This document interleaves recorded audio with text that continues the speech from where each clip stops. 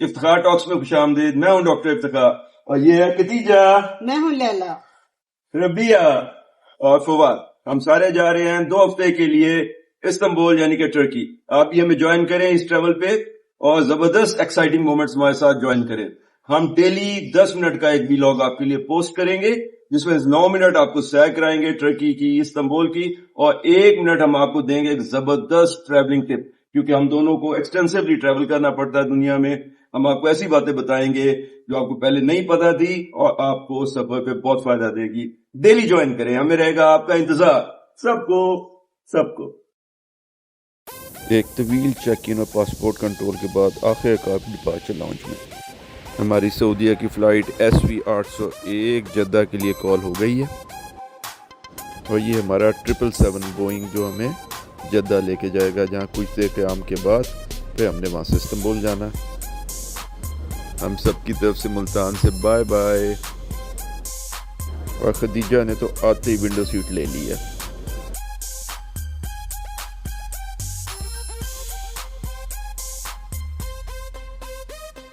Flight अक्सर खाली है। हैरान कुन तौर पे सब लोगों ने खूब मज़े की नींद उड़ाई।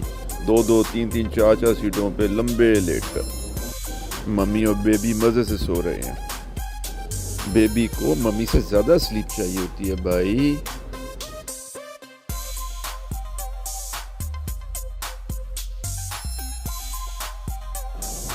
मैंने भी 4 सीटों पे मज़े से लेट के 2 घंटे की ठीक ठाक स्लीप ली। तकरीबन 5 बजे शाम मुल्तान से रवाना हुए और लोकल टाइम तकरीबन 8 बजे जद्दा टाइम के मुताबिक 5 घंटे की फ़्लाइट के बाद हम ये जद्दा पहुंच गए हैं और जहाज़ से जद्दा की लाइट्स नज़र आनी शुरू हो गई हैं।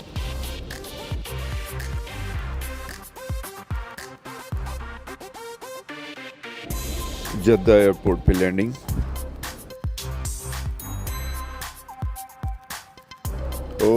खदीजा बाजी भी अपनी नींद पूरी करके उठ गई हैं और जद्दा लैंडिंग के लिए बिल्कुल तैयार हैं।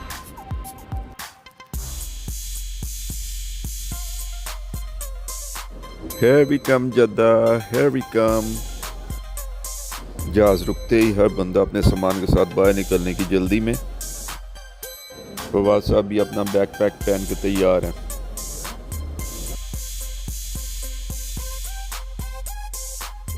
जद्दा एयरपोर्ट पर ट्रांजिट के दौरान एक बार फिर लंबी चौड़ी चेकिंग। हमने जद्दा डिपार्चर लाउंज पे अपना घर बना लिया है। यहाँ पे एक्चुअली हमें कोई 9 घंटे के लेओवर का सामना है। हमने रात यहीं गुजारनी है। हमारी फ़्लाइट है सुबह 6:40 पे। ख़वातीन ड्यूटी फ्री शॉप का चक्कर लगा के खिले खिले चेहरों के साथ वापस आ रही हैं। यकीनन कोई अहम चीज़ देख लिया उन्होंने, मेरी खैर नहीं। और अब खदीजा बेबी को वॉशरूम जाना है। टॉय शॉप पे भला कौन एलिफेंट के साथ गाड़ी में बैठा होगा? खदीजा बाजी।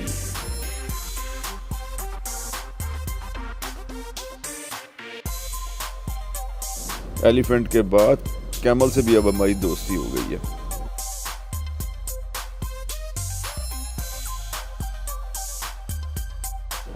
एयरपोर्ट एक्सप्लोर करने के बाद भूख तो लगनी थी, तो सऊदी अरब में होते हुए जाहिर है अलबैक के तो मज़े उड़ाएंगे ना। अब खाने के बाद थोड़ा सा रेगली डांस। रात के 11:30 बज गए हैं, इसलिए सोने की तैयारी। फवाद साहब एयर मैट्रेस तैयार कर रहे हैं हवा भर के। फुल CPR करना पड़ गया भाई मैट्रेस का हवा भरने के लिए। और खदीजा चेक कर रही है कि मैट्रेस ठीक भी बना है कि नहीं। ये देखें, ये देखें, ये देखें। Yes, the mattress is good. Jeddah airport पे हमारा कब्ज़ा मुकम्मल हो गया। ये देखें सारा हमारा सामान बिखरा पड़ा है। ये 2 लाउंज चेयर्स भी हमारी हैं। पीछे हमने 2 मैट्रेस बिछा लिए हैं। ये हमारा बेडरूम है। और ज़रा बाहर देखिए, ये हमारा जहाज़ पार्क है जो हमें कल इस्तांबुल ले जाएगा। तो हमारी पहली ट्रैवल टिप आपके लिए ये है कि अगर आप बैरून मुल्क सफर करना चाह रहे हैं तो आपके पास एक बैंक का क्रेडिट कार्ड होना चाहिए। क्रेडिट कार्ड, डेबिट कार्ड नहीं, क्योंकि क्रेडिट कार्ड की एक क्रेडिट लिमिट ऑलरेडी बैंक के साथ तय होती है, अप्रूव्ड होती है और ट्रांजैक्शन में कभी कोई प्रॉब्लम नहीं होता। जबकि डेबिट कार्ड में बैंक से पहले अप्रूवल होती है, फिर आपके अकाउंट से अप्रूवल होती है और इसमें अमूमन कोई ना कोई मसला हो जाता है। तो दूसरी बात यह है कि जैसे ही आप किसी को अपना डेबिट कार्ड देते हैं, असल में आप अपने पूरे अकाउंट की रसाई उसको दे देते हैं और बैंक फ्रॉड का चांस बहुत ज्यादा है। क्रेडिट कार्ड में इसके बरक्स ज्यादा से ज्यादा जो फ्रॉड हो सकता है वो क्रेडिट लिमिट के अंदर है। तीसरा, जब आप क्रेडिट कार्ड यूज करते हैं आपकी क्रेडिट हिस्ट्री बिल्डअप होनी शुरू हो जाती है और बैंक आप पे ज्यादा से ज्यादा एतबार करता है, जिसका आपको बाद में बहुत फायदा है। और क्योंकि ट्रैवल की बात हो रही है, इसलिए आखिरी और चौथी बात यह है कि आपको अक्सर banks VIP, CIP, business lounge की एक्सेस प्रोवाइड करते हैं, जबकि आम मुसाफिरों को आम लाउंजेस में बैठना पड़ता है अगर उनको लंबा इंतजार करना पड़ जाए। लेकिन अगर आपके पास क्रेडिट कार्ड है तो आपके लिए बिजनेस लाउंज हाजिर है, जिसके अंदर बैठने की, टॉयलेट की, खाने पीने की, इंटरनेट की बेहतरीन फैसिलिटीज है। आइए आपको दिखाते हैं। हमने नहीं किया।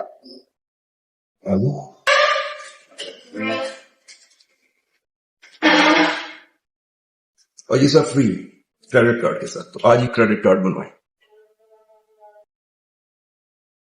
इस वक्त रात के 11:30 बज गए हैं और आप देख रहे हैं कि सोने की तैयारियां अरूज पे हैं।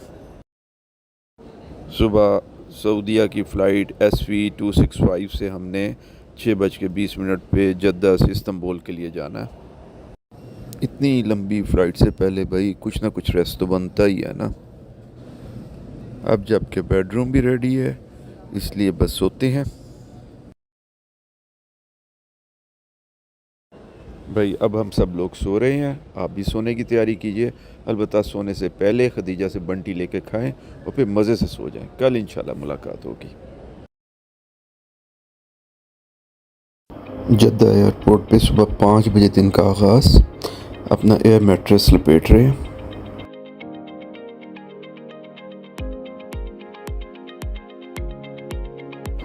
एयर मैट्रेस अपनी थैली में पैक। खदीजा बाजी अभी सोई हुई हैं जद्दा से इस्तांबुल के जहाज़ में। 3.5 घंटे की फ़्लाइट के बाद इस्तांबुल पहुंच गए हैं और एशियन इस्तांबुल है, दरमियान में बॉस्फोरस और परे यूरोपियन इस्तांबुल। और अब देखें बॉस्फोरस से गोल्डन हॉर्न आपको ज़मीन के अंदर पानी की जो बॉडी जाती हुई नज़र आ रही है।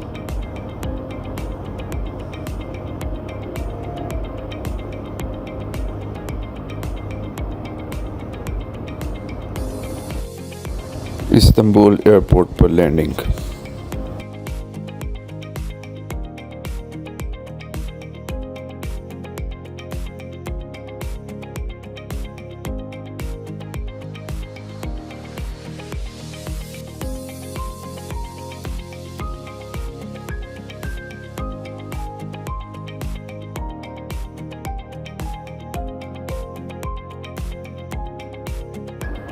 Welcome to Istanbul.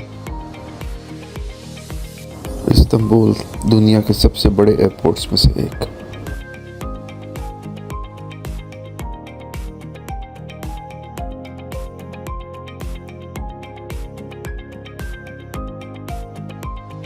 खदीजा बाजी नाराज़ हैं क्योंकि उनकी प्राम जहाज़ वालों ने होल्ड में जमा कर ली थी। वो अपनी प्राम को सख्त मिस कर रही हैं।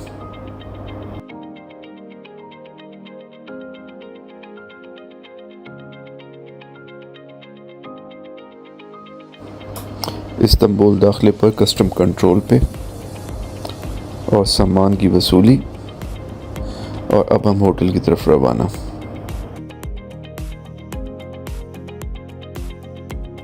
हमारा मिस सिटी होटल।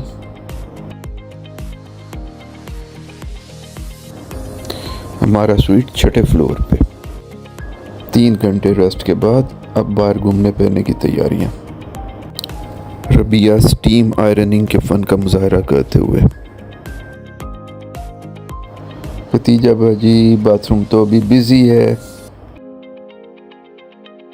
लें जी होटल से निकल पड़े। इस्तकलाल स्ट्रीट 1 मिनट के फासले पे। पास्ता लाइव तैयार किया जा रहा। अपने पसंद की चीज़ें डलवाएं। स्वीट की इतनी वैरायटी के मुंह में पानी भर आए। तरह तरह के बकलावे और मुख्तलिफ़ किस्म के फ्रूट केक्स। इस्तांबुल में सी फूड की भी कोई कमी नहीं।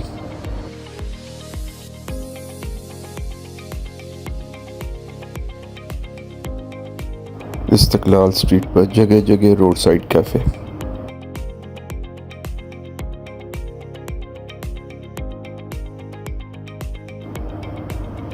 और इस्तकलाल स्ट्रीट पे मशहूर ज़माना ट्राम।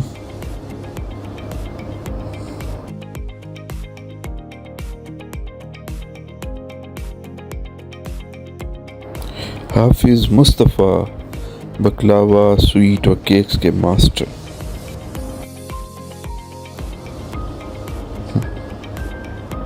जी बिल्कुल, आइए आपको अंदर ले चलते हैं। ये हैं बकलावे की 200 किस्में और अब चलते हैं केक्स की तरफ। तरह तरह के केक्स, तरह तरह के केक्स, खाने में मज़ेदार और देखने में भी बेहद दिलचस्प। भाई ये चॉकलेट फ्रूट केक देख के हमसे रहा नहीं गया। वैसे एक ही पीस पूरी फैमिली को काफ़ी हो गया।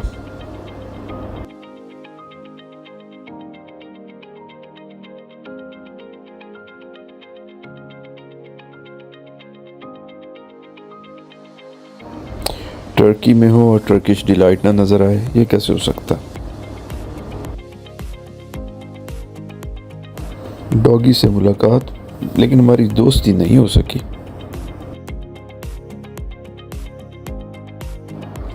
खतीजा बाजी ने स्ट्रॉबेरी जिलाटो खाई।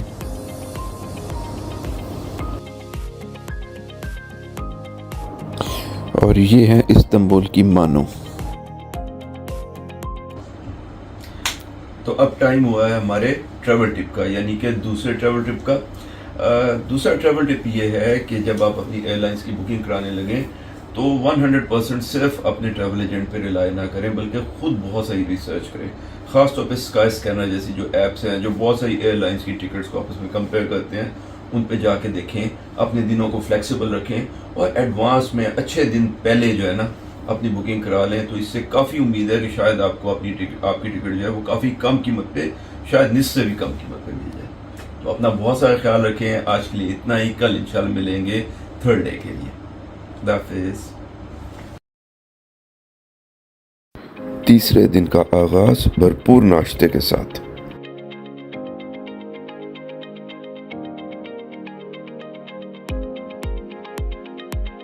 खदीजा मुझे विगली डांस सिखाने की कोशिश कर रही है, but you can not teach new tricks to old dogs. आज हमारा सबसे पहला स्टॉप डालमा बाशी पैलेस है। ये बॉस्फोरस के किनारे 285 कमरों पर मुश्तमिल एक तवील और अरीज़ महल है जो यूरोपियन स्टाइल पे 1856 में मुकम्मल किया गया।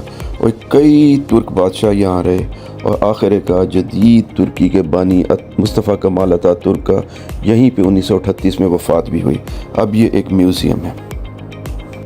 कीमती तरीन फर्नीचर, सामान और चीज़ों से भरपूर। महल के 3 बड़े हिस्से, दफातर, एक अजीमुशान रिसेप्शन हॉल और ख़वातीन यानी ज़नाना के लिए हरम। डोलमाबाशी के एक खूबसूरत बाग में इस स्वान से मुलाकात जो सबके जूतों को चोंचे मारता।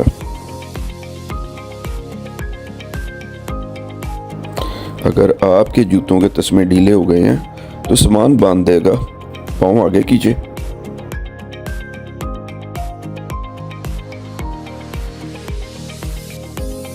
इसके अलावा भी ये कई करतब करता है। ये देखें, डाइव करके मछलियां पकड़ रहा।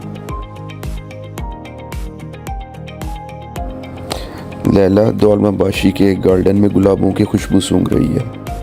ओहो, आखिर गुलाब तोड़ दिया ना। डोलमाबाशी की खूबसूरत सी पुरसकून कॉफ़ी शॉप, और उस कॉफ़ी शॉप में तरह तरह के मज़ेदार केक, पेस्ट्रियाँ और बहुत सारी चीज़ें। मुंह में पानी भरा है। स्ट्रॉबेरी कोलंबस केक, भाई इसको तो चखना ज़रूर बनता है। सब ने थोड़ा थोड़ा केक चखा। इस महल में शहजादों के खतनों के लिए भी एक अलग कमरा है। खतनों के बाद डॉक्टर साहब 5 दिन शहजादे के साथ इसी कमरे में रहते हैं। डोलमाबाशी के शरीर टर्की, इनमें से एक आपसे भी कुछ कह रहा है, जरा सुने।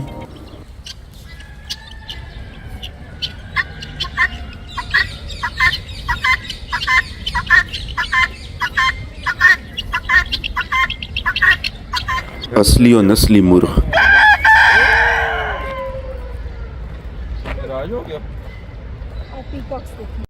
महल में बहुत से परिंदों के अलावा मोर भी हैं। एक मोर ने तो हमें डांस भी करके दिखाया।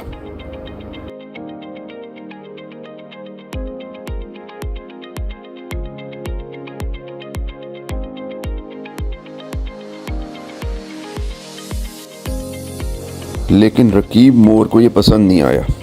एक मोर पिंजरा खुला देख के फरार हो गया। डोलमाबाशी से रवानगी का वक्त आ गया, लेकिन दिल कर रहा था कि बॉस्फोरस के किनारे इस खूबसूरत महल के किसी बाग में कुर्सी बिछा के बैठे रहें, ठंडी ठंडी हवा में। हमारा अगला स्टॉप मैडम तुसाड का मोमी अजायब घर। दुनिया में मैडम तुसाड का पहला वैक्स म्यूजियम 250 साल पहले लंदन में खुला था। आज दुनिया के 23 शहरों में मैडम तुसाड वैक्स म्यूजियम मौजूद हैं। म्यूजियम में मौजूद मोमी मुजस्मे इतने रियल लाइफ हैं कि नज़दीक से देख के भी असली का और नकली का फ़र्क मालूम नहीं होता, और कई दफ़ा तो आप बिल्कुल धोखा खा जाते हैं कि मेरे साथ खड़ा शख्स असल है या कोई मुजस्मा। इसीलिए दुनिया में सालाना 1 करोड़ लोग इन म्यूजियम्स को देखने के लिए दुनिया भर में आते हैं। आइंस्टाइन के मुजस्मे से मुलाकात। रबिया हवा में उड़ने की कोशिश कर रही है और आखिरकार म्यूजियम में उसे भीतर मिल गई माइकल जैक्सन के मुजस्मे के साथ, और ये है मैरिलिन मनरो। रबिया की सहेली, दोनों के बाल भी एक ही जैसे हैं। फवाद स्टीफन स्पीलबर्ग के साथ नई फिल्म बनाने के चक्कर में, और मैं तो ईटी के साथ चांद की सैर पे जा रहा हूँ भाई। Mission impossible. हमारी अगली मंजिल सफ़ायर 360 डिग्री ऑब्जर्वेशन डेक। ये इस्तांबुल के सबसे ऊंची बिल्डिंग यानी सफ़ायर मॉल की सबसे ऊपर वाली मंजिल है, यानी 54th फ्लोर। ये 360 डिग्री डेक है, यानी इस बुलंदी से चारों तरफ बड़ी बड़ी शीशे की खिड़कियों में से आप पूरे इस्तांबुल और बॉस्फोरस का खूबसूरत नज़ारा कर सकते हैं।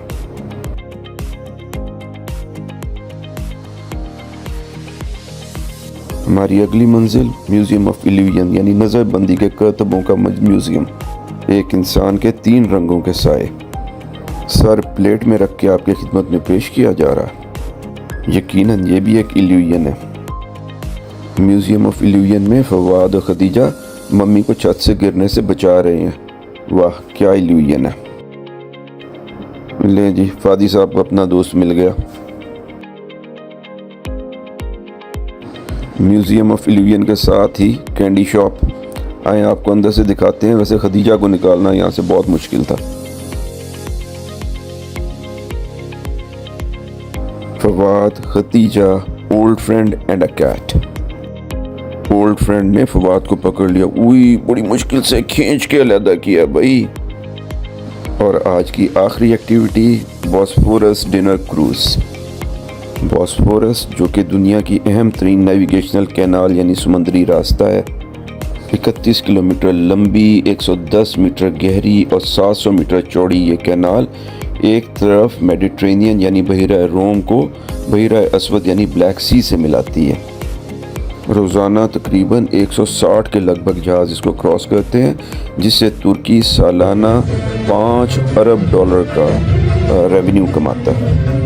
इस कैनाल के एक तरफ यानी मशरिक में एशिया और मगरिब में यूरोप है। बॉस्फोरस क्योंकि इस्तांबुल के दरमियान में से गुजरती है, इसलिए इस्तांबुल को ईस्टर्न साइड यानी एशियन साइड और वेस्टर्न साइड यानी यूरोपियन साइड में डिवाइड कर देती है। और 3 ब्रिज जो हैं वो इंटरकॉन्टिनेंटल ब्रिज हैं, यानी वो यूरोप को एशिया से मिलाते हैं और बॉस्फोरस के ऊपर से गुजरते हैं।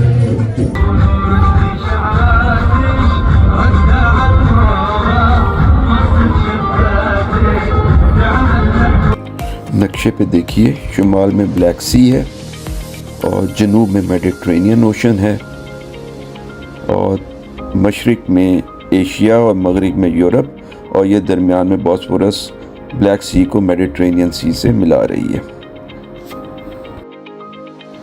डिनर के बाद बोट के डक पर बैठकर बॉस्फोरस और इस्तांबुल का खूबसूरत नज़ारा करते हुए बहुत पुरसकून। फवाद साहब कहीं से गर्मा गर्म कहवा भी ढूंढ लाए हैं। रोशनी के गिर्द मंडलाने वाले हमेशा मौजूद रहते हैं, ख्वाह बॉस्फोरस ही क्यों ना हो। ये आपके बाईं तरफ एशिया और बॉस्फोरस ब्रिज उसको यूरोप से मिला रहा है, और बॉस्फोरस से डोलमाबाशी पैलेस का और उसके साथ बॉस्फोरस ब्रिज का खूबसूरत मंजर। और अब हस्बे वादा आज का यानी तीसरा अहम ट्रैवल टिप, एक ऐसा मोबाइल ख़रीदिए जो ई सिम केपेबल हो, क्योंकि आजकल दुनिया भर में रब्ता कायम करने का सबसे अहम तरीका ई सिम है।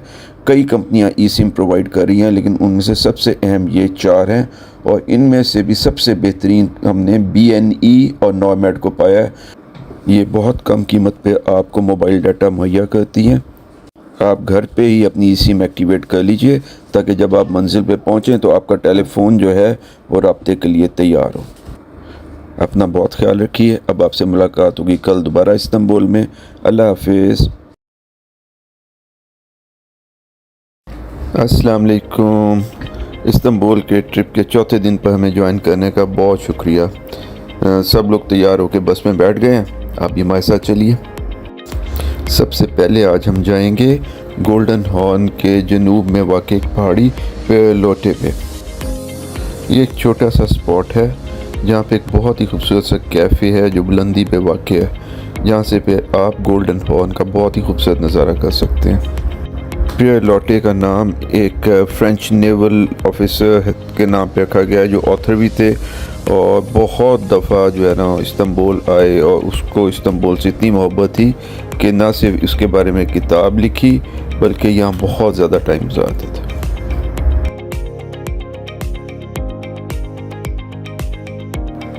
कुछ वक्त पेरलोटे की पहाड़ी पे गुजारने के बाद स्काई ट्राम के ज़रिए हमारी वापसी।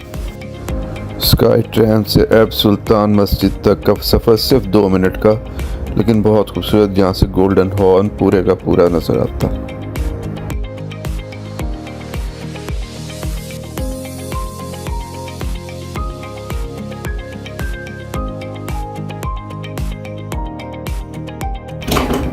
मस्जिद ऐब सुल्तान के अहाते में साहबी रसूल हज़रत अबू अयूब अंसारी का मज़ार भी है।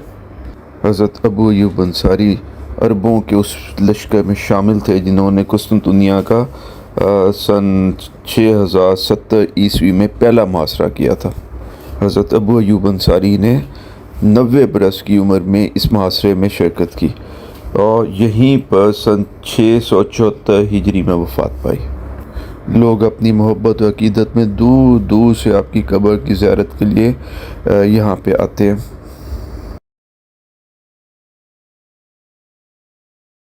मस्जिद ऐब सुल्तान अंदर से बज़ाते ख़ुद भी बहुत खूबसूरत और पुरसकून है। हज़रत अबू अयूब अंसारी की अक़ीदत में लोग यहाँ दफन होने की बहुत तमन्ना रखते हैं। यही वजह है कि मस्जिद के आसपास बहुत सारे कब्रिस्तान हैं और यहाँ कब्र की जगह करोड़ों रुपए में मिलती है, उतने पैसों में जितना कि आप इस्तांबुल में घर ले लें। शायद इसीलिए कि शाही ख़ानदान के लोगों की एक बहुत बड़ी तादाद यहीं पे दफन है। हमारी अगली मंजिल थी Miniaturk park. 60,000 square metre पर फैले इस पार्क में 130 बिल्डिंग्स के मॉडल और मिनिएचर्स हैं। इनको बनाने में छोटी छोटी तफासीलात का इतना ख्याल रखा गया कि बहुत गौर से देखने में भी बिल्कुल रियल लगते हैं। आइए आपको भी इस पार्क में रखे चंद एक मिनिएचर मॉडल्स दिखाते हैं।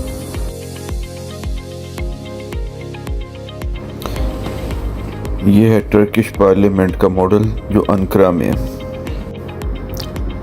इसके साथ ही मुस्तफ़ा कमाल अतातुर्क का जो मकबरा है उसका मॉडल है, ये भी असल में अंकारा में वाक़ है। एम्फी थिएटर, ये है सुलेमानिया मॉस्क, मौलाना जलालुद्दीन रूमी का मज़ार जो असल में कोनिया में वाक़ है। इस्तांबुल इंटरनेशनल एयरपोर्ट का मॉडल। ये है आया सोफिया जो कि एक चर्च था, बाद में मस्जिद बनी। और ये एक टिपिकल टर्किश बाथ का मॉडल है। और ये है सुल्तान अहमद मॉस्क जिसको आम तौर पे ब्लू मॉस्क के नाम से पहचाना जाता है। ये देखिए एक दूसरे रुख से ब्लू मॉस्क। और फिर ये है आया Sophia. Topkapi palace. Istanbul के पानी का ज़ख़ीरा बेसिलिका सिस्टर्न। ये है इस्तांबुल टेक्निकल यूनिवर्सिटी जिसके के 2 कैंपस हैं, ये पहला और ये दूसरा। इस्तांबुल का हैदर पाशा ट्रेन स्टेशन।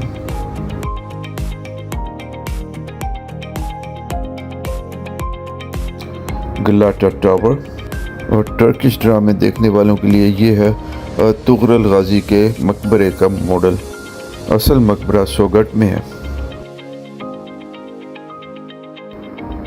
सारा पार्क घूम कर देखने के बाद कहवे की एक गर्मा गर्म प्याली।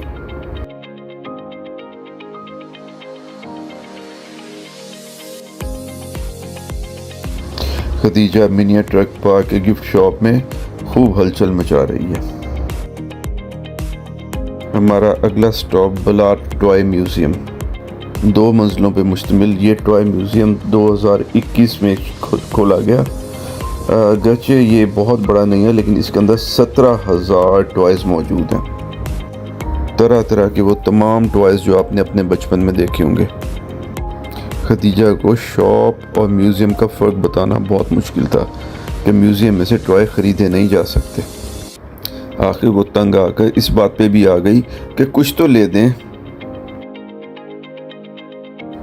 यहाँ तो वाकई सब टॉयज़ लेने को दिल करता। Mickey mouse, Superman, iron man, Batman, 7 dwarfs, जो आपके दिमाग में आएगा वो टॉय यहाँ पे मौजूद है अपनी असल शक्ल में। और तो और इन टॉयज़ के डब्बे भी खूब संभाल के रखे हुए हैं।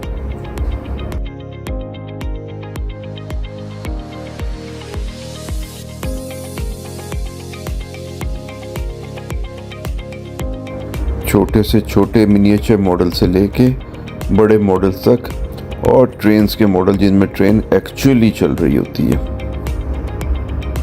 ये इसको देखें, ये ट्रेन आपके सामने चल रही है, ये मॉडल है।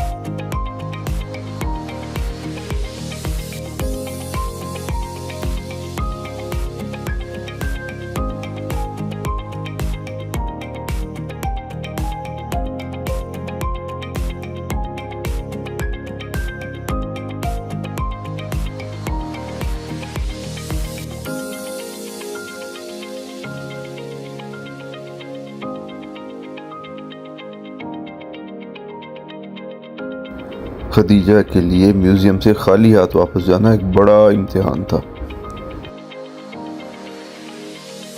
और खदीजा ही क्या, मैं तो खुद म्यूज़ियम के बाहर रखी हुई एक टॉय कार साथ लेके जाना चाह रहा था। बाद में पता चला कि ये तो म्यूज़ियम के मालिक की असली सवारी है।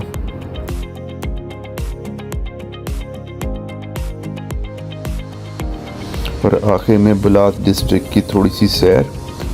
ये एक पब है, लेकिन अगर थोड़ा सा आगे आए तो ये पुराने शहर यानी कुस्तुनतुनिया, जिसे कॉन्स्टेंटिनोपल भी कहा जाता है, उसकी फसील है। जैसे ही इस फसील से अंदर दाखिल हों तो आप पुराने कुस्तुनतुनिया में दाखिल हो गए। यहीं एक साहब तीर कमान बेच रहे थे, शायद वो अभी भी तुगरल के ज़माने में रह रहे हैं। और अब आज की यानी चौथी ट्रैवल टिप, अगर आपका फ़ोन ई सिम केपेबल नहीं है तो घर से ही अपने मोबाइल नेटवर्क का डाटा जो है परचेज़ करके जाएं। तमाम नेटवर्क इंटरनेशनल रोमिंग के लिए इंटरनेट डाटा बंडल ऑफ़र करते हैं। यकीन कीजिए मंजिल पे लैंड होते ही इंटरनेट का चालू होना एक बहुत बड़ी नेमत है। आज के लिए इतना ही। खुदा हाफिज़, कल मिलेंगे इंशाल्लाह। इस्तांबुल के इस टूर पर 5वें दिन हमें ज्वाइन करने का शुक्रिया। अस्सलाम वालेकुम, मैं हूं डॉक्टर इफ्तिखार। आज हमने जाना है प्रिंसेस आइलैंड, तो हम तो चले हैं नाश्ता करने ताकि इस लंबे टूर के लिए तैयार हो जाएं। तो आप भी आइए, नाश्ता कीजिए, तैयार हो जाएं और हमारे साथ चलिए। हमारा टूर क्योंकि अर्ली मॉर्निंग सुबह सवेरे शुरू होना था, इसलिए अभी नाश्ता तैयार भी नहीं था कि हम अपने डाइनिंग हॉल में पहुंच गए।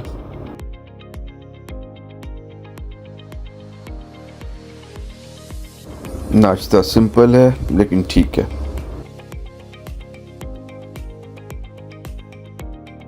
प्रिंसेस आइलैंड के टूर के लिए बोट तक हमने खुद ही जाना है। ले जी, हम पियर पे पहुंच गए और हमारी वाली बोट का नाम है डीलक्स। आइए ढूंढते हैं डीलक्स किधर है। यहाँ काफ़ी सारी बोट्स जो हैं वो डॉक हुई हैं। ये आ गई।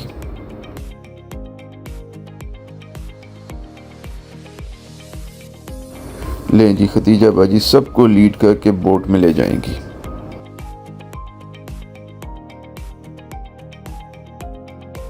और साथ साथ जाएगी खदीजा की प्राम, जिसको उठाने के लिए अपनी पैंट संभालनी पड़ती है भाई।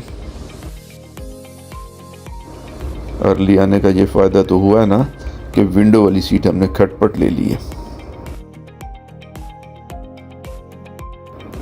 और ये है हमारी बोट का अंदर का मंजर। आया सोफिया और ब्लू मॉस्क, और ये है गलाटा टावर।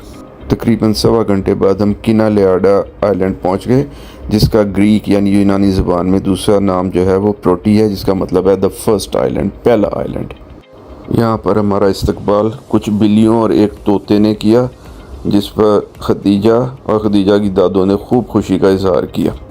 मोहतरम नाजरीन, प्रिंसेस आइलैंड दरअसल 9 जज़ीरों का एक मजमूआ है जो इस्तांबुल से तकरीबन 20 किलोमीटर जनूब में बॉस्फोरस के नीचे मरमरा सी के अंदर पाए जाते हैं। इन 9 में से सिर्फ 5 जज़ीरे आबाद हैं, जिनमें से पहला किनालेआडा है। और इस्तांबुल की तरह यहाँ पे भी बहुत बिल्लियाँ, लेकिन ये किनालेआडा के सुकून में कोई खलल नहीं डालती। और ये हैं ऑलिव्स। प्रिंसेस आइलैंड्स के 9 के मजमूए में किनालेआडा सबसे छोटा आइलैंड है। यहाँ का टेनिस कोर्ट, फवाद की बिल्ली से दोस्ती हो गई, घर की दीवार पर आर्ट वर्क, और किनालेआडा का एक टिपिकल घर। किनालेआडा बहुत ही पुरसकून है। और याद रहे कि प्रिंसेस आइलैंड्स पर मोटर गाड़ियाँ लाना मना है। यहाँ पर सिर्फ साइकिलें और इलेक्ट्रिक बाइक्स लाने की इजाज़त है। यहाँ पे खदीजा की प्राम,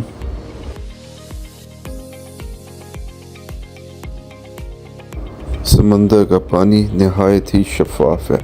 एक एक पत्थर देख लीजिए। भाई हमने भी इलेक्ट्रिकल स्कूटर लेने की ठान ली। हाँ, लेकिन कभी कभी फिर बारिश भी हो जाती है, इसलिए कवर ज़रूरी है। सी फ्रंट पर खूबसूरत कैफ़ेज़ और रेस्टोरेंट्स, फूलों और खूबसूरत आर्टिकल से नहायत उम्दा डेकोरेशन। वैसे नाजरीन, आपकी दिलचस्पी के लिए बताते चलें कि इन आइलैंड्स को प्रिंसेस आइलैंड कहा इसलिए जाता है कि पुराने ज़माने में जो शहज़ादे ज़ेरे अताब होते थे, उनको इन जज़ीरों के ऊपर जलावतन किया जाता था। और ये भी कि जहाँ किनालेआडा सबसे छोटा आइलैंड है और सबसे पहला भी, यानी ये इस्तांबुल से सबसे ज़्यादा नज़दीक है, वहाँ सबसे बड़े आइलैंड का नाम जो है वो ब्यूकाडा है, जिसका मतलब है द बिग वन, यानी सबसे बड़ा आइलैंड। और इसकी कुल आबादी जो है वो 15,000 है।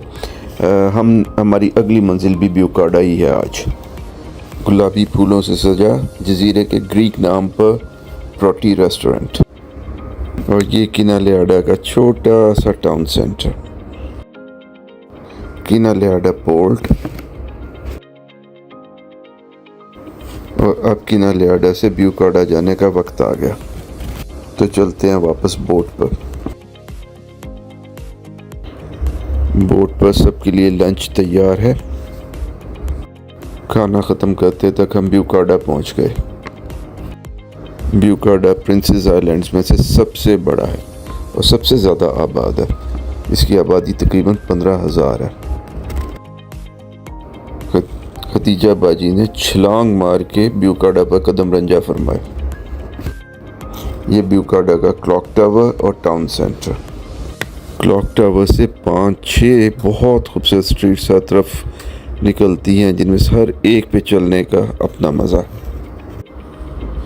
ब्यूकाडा में आया योर्गी चर्च और नेवल एकेडमी के अलावा coast line cafe, beautiful streets, gardens, बहुत ही खूबसूरत घर, water front mansion, luxury hotels और बहुत कुछ।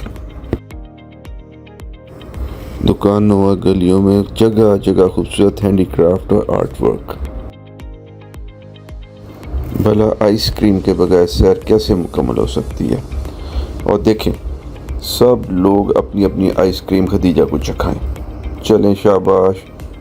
दादो आप भी, एंड बाबा फादी बाबा आप भी। Thank you.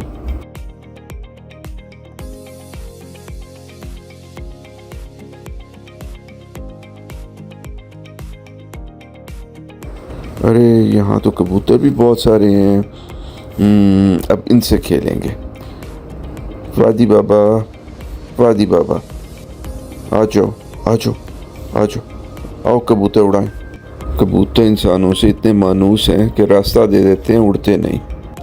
यहाँ सब कबूतरों से प्यार करते हैं।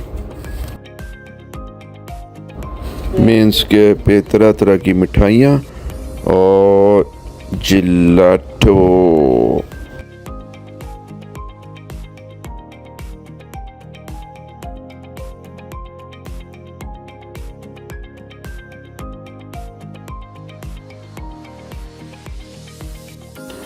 पिज़्ज़ा शॉप और उसके साथ साथ स्लीपिंग डॉग। और आइए अब ब्यूकाडा की खूबसूरत गलियों में कुछ देर के लिए घूमते हैं। आपका दिल चाहेगा कि इन रास्तों में खो ही जाएं।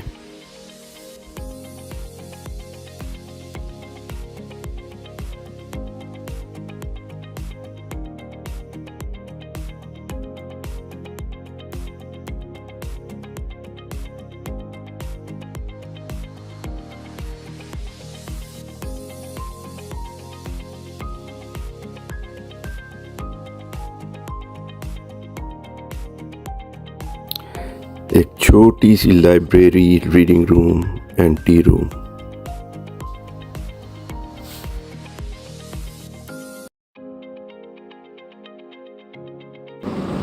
फूलों से ऐसे सजे घर, कतार अंदर कतार।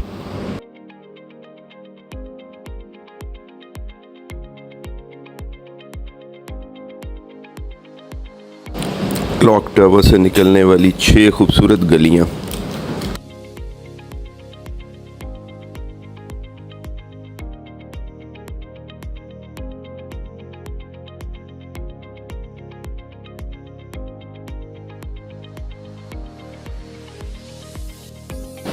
आप किस में कहवा पिएंगे?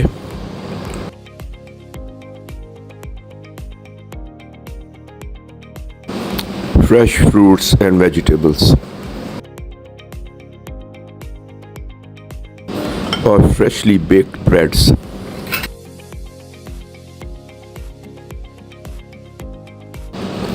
कई घर फूलों से लदे हैं। और ये है ब्यूकाडा की सी फ्रंट वॉक और इस पर वाक़ई खूबसूरत सी फ्रंट विलास। ब्यूकाडा मरमेड से मिले और सी फ्रंट वॉक पे वाक़ई खूबसूरत कैफ़े जहाँ पे लाइव म्यूज़िक प्ले कर रहा था।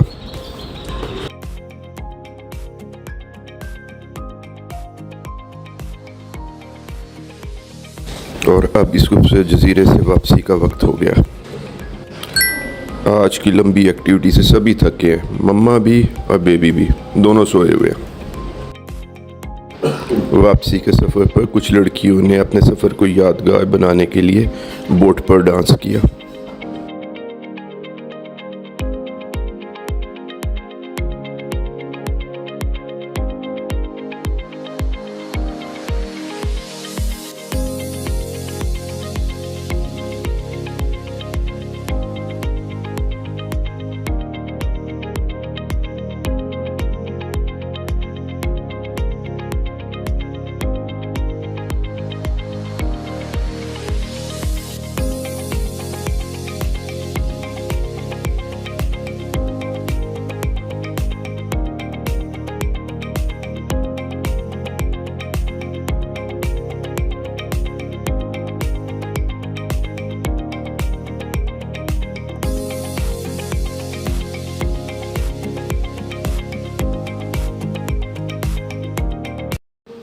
इस्तांबुल वापसी पे आया सोफिया दाएं और ब्लू मॉस्क बाएं तरफ।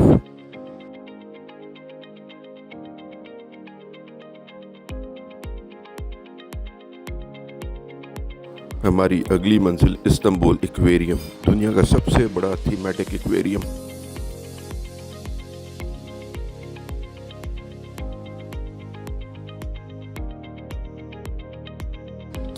ये एक्वेरियम एयरपोर्ट के नज़दीक फ्लोरिया शॉपिंग मॉल में वाक़ है।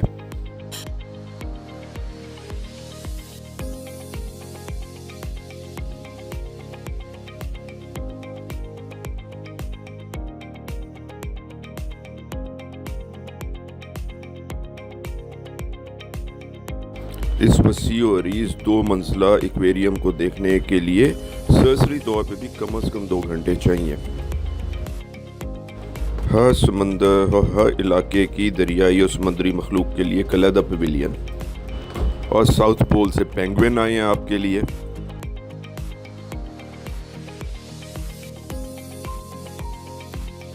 रेन फॉरेस्ट भी। और अब चलते हैं फ्लोरिया शॉपिंग मॉल, जो कि इस एक्वेरियम से मुत्तसिल है। फ्लोरिया शॉपिंग मॉल का खूबसूरत वसी और अरीज़ सी फ्रंट पे वाक़ आउटडोर फूड कोर्ट। समंदर के किनारे चहलकदमी करें या मज़े मज़े के खाने खाएं।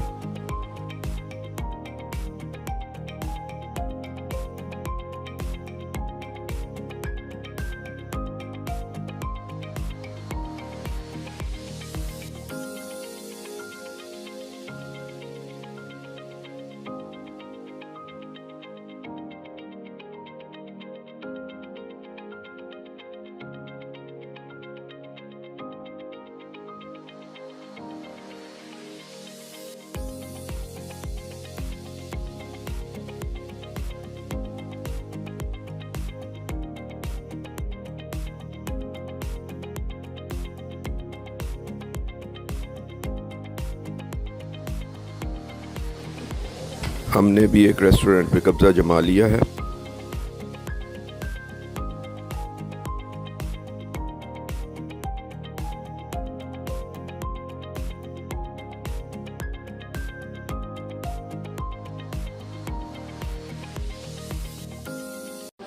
आज का डिनर फ्लोरिया शॉपिंग मॉल के फूड कोर्ट में करने का फैसला, सी फ्रंट पे बैठ के।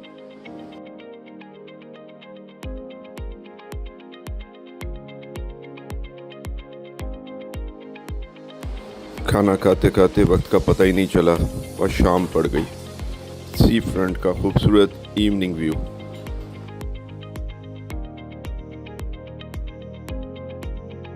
और अब होटल वापसी की तैयारी। और आखिर में आज का ट्रैवल टिप, अपने पासपोर्ट की फ्रंट पेज की कलर कॉपी करवा लें और इसे एक कार्ड बनवा लें और हमेशा अपने पर्स में रखें। ये आपकी शनाख्त है और बहुत काम आएगा। बिला वजह अपना कीमती पासपोर्ट साथ लेके ना घूमें, क्योंकि अगर ये गुम हो गया तो आपको बहुत परेशानी होगी।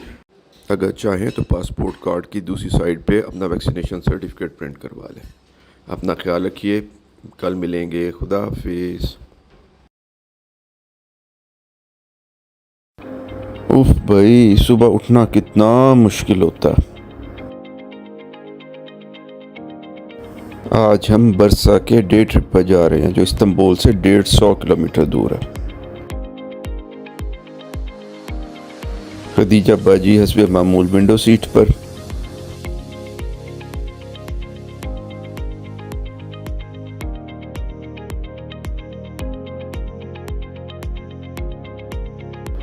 इस ब्रिज को क्रॉस करके हम यूरोप से एशिया पहुंच जाएंगे। रास्ते में छोटी सी ब्रेक, एस्किसर पोर्ट से फेरी में क्रॉसिंग। हमारी बस भी इस फेरी में हमारे साथ साथ।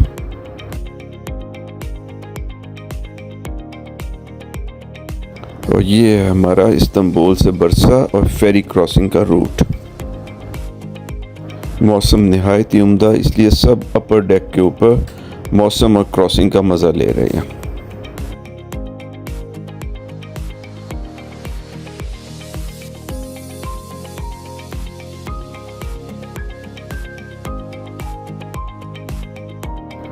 फेरी के अंदर एक शॉप भी है और जिनको बाहर ठंड लग रही हो भाई वो अंदर आके बैठ जाएं।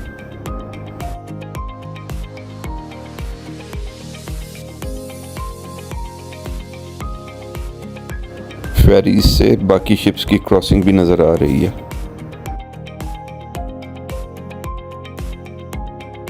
फवाद और खदीजा फेरी के सफर को एंजॉय कर रहे हैं।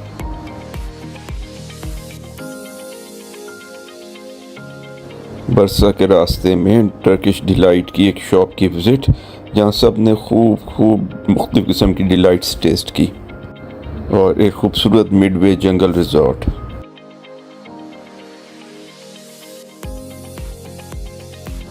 इस दरख्त की ब्रांचेस इतनी फैली हुई और हैवी हैं कि ब्रांचेस को अलहदा स्टील के फ्रेम्स पे सपोर्ट किया गया।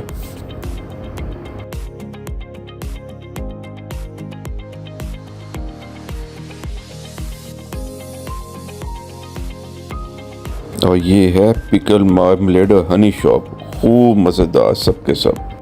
दोपहर को दरख्तों में घिरे एक रेस्टोरेंट में लंच।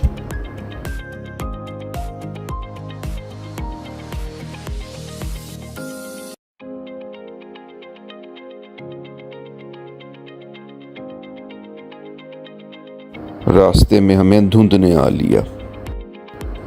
बरसा से पहले उलूडक की पहाड़ी पर एक खूबसूरत स्की रिजॉर्ट में थोड़ा सा स्टे। कुछ लोगों ने चेयर लिफ्ट की सैर भी की।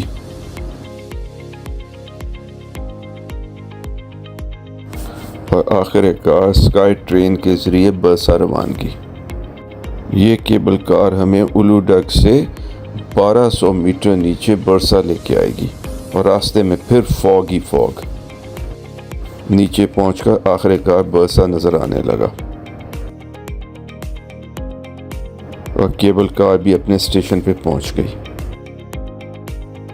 लें जी, टीम केबल कार से बरामद हो रही है, और आखिरकार हम ओल्ड बरसा पहुंच गए। ओल्ड बरसा में देखने वाले 4 बहुत ही अहम पॉइंट हैं। एक पुराना घर है जिसे बैतुल उस्मानी कहते हैं, उसके साथ ही एक ओल्ड टर्किश बाथ है, और इसके साथ ग्रीन मॉस्क और ग्रीन टॉम, जो कि एक्चुअली दोनों ब्लू हैं।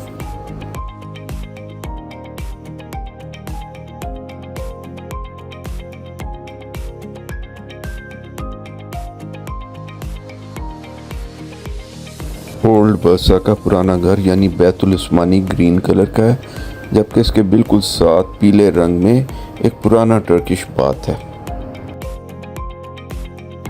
लेकिन अब इन दोनों को एक छोटे से म्यूज़ियम और शॉप्स में कन्वर्ट कर दिया गया, जहाँ पे लोकल हैंडीक्राफ्ट जो है उनका डिस्प्ले है, और यहीं से आप ये खूबसूरत आर्टिकल्स ख़रीद भी सकते हैं।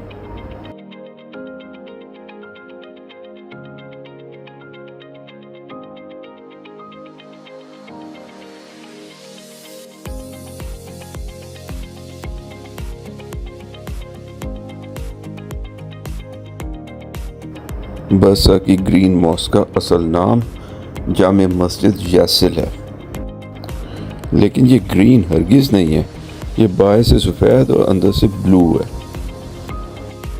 और ये है मस्जिद की साइड पे छोटा सा गार्डन, इसमें प्यारी प्यारी सिटिंग प्लेसेस बनी हुई हैं।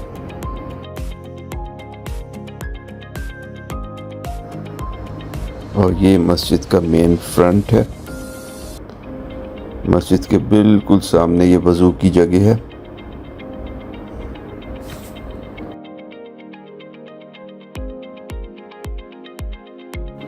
और ये है मस्जिद का दाखिली दरवाज़ा।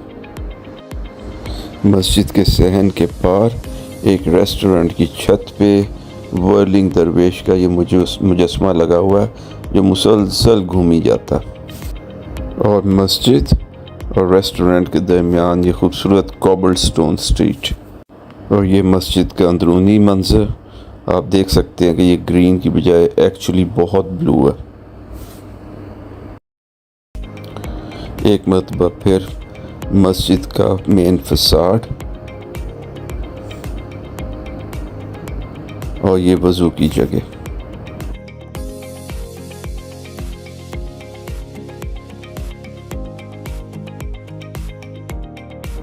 मस्जिद के सहन में बिल्लियों के लिए मोटर कार के टायर से बना हुआ घर।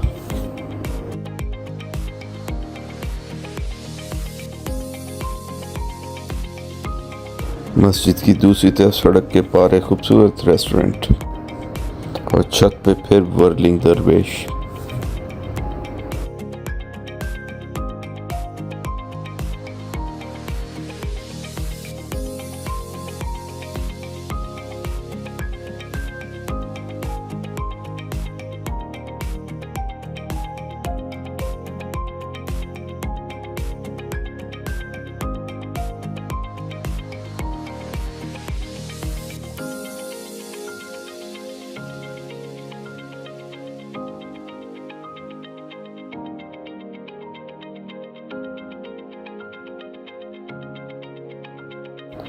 मस्जिद के बिल्कुल साथ सुल्तान महमूद वन का मकबरा, जिसे ग्रीन टॉम कहा जाता है, लेकिन जैसे आप देख रहे हैं ये भी ग्रीन नहीं बल्कि ये भी बहुत ब्लू है।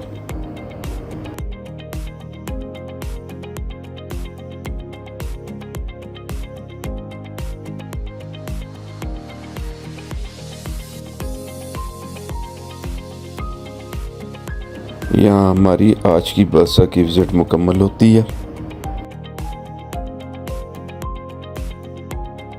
इस तवील ट्रिप के अख्ताम पर आधी टीम तो बस में ही सो जाती है।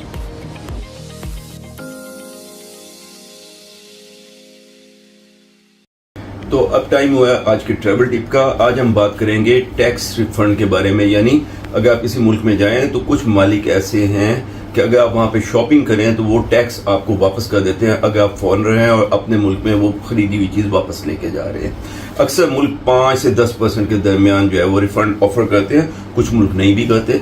अच्छा, ये जो टैक्स रिफंड के बारे में चंद बातें जानना बहुत ज़रूरी है। पहली बात तो यह है कि एडिबल्स पे यानी खाने पीने वाली चीज़ों पे अमूमन टैक्स रिफंड नहीं होता। ख्वाह वो आप तोहफे के तौर पर, मिसाल के तौर पर चॉकलेट वगैरह वापस लेके भी जा रहे हैं तो उस पर रिफंड नहीं देंगे।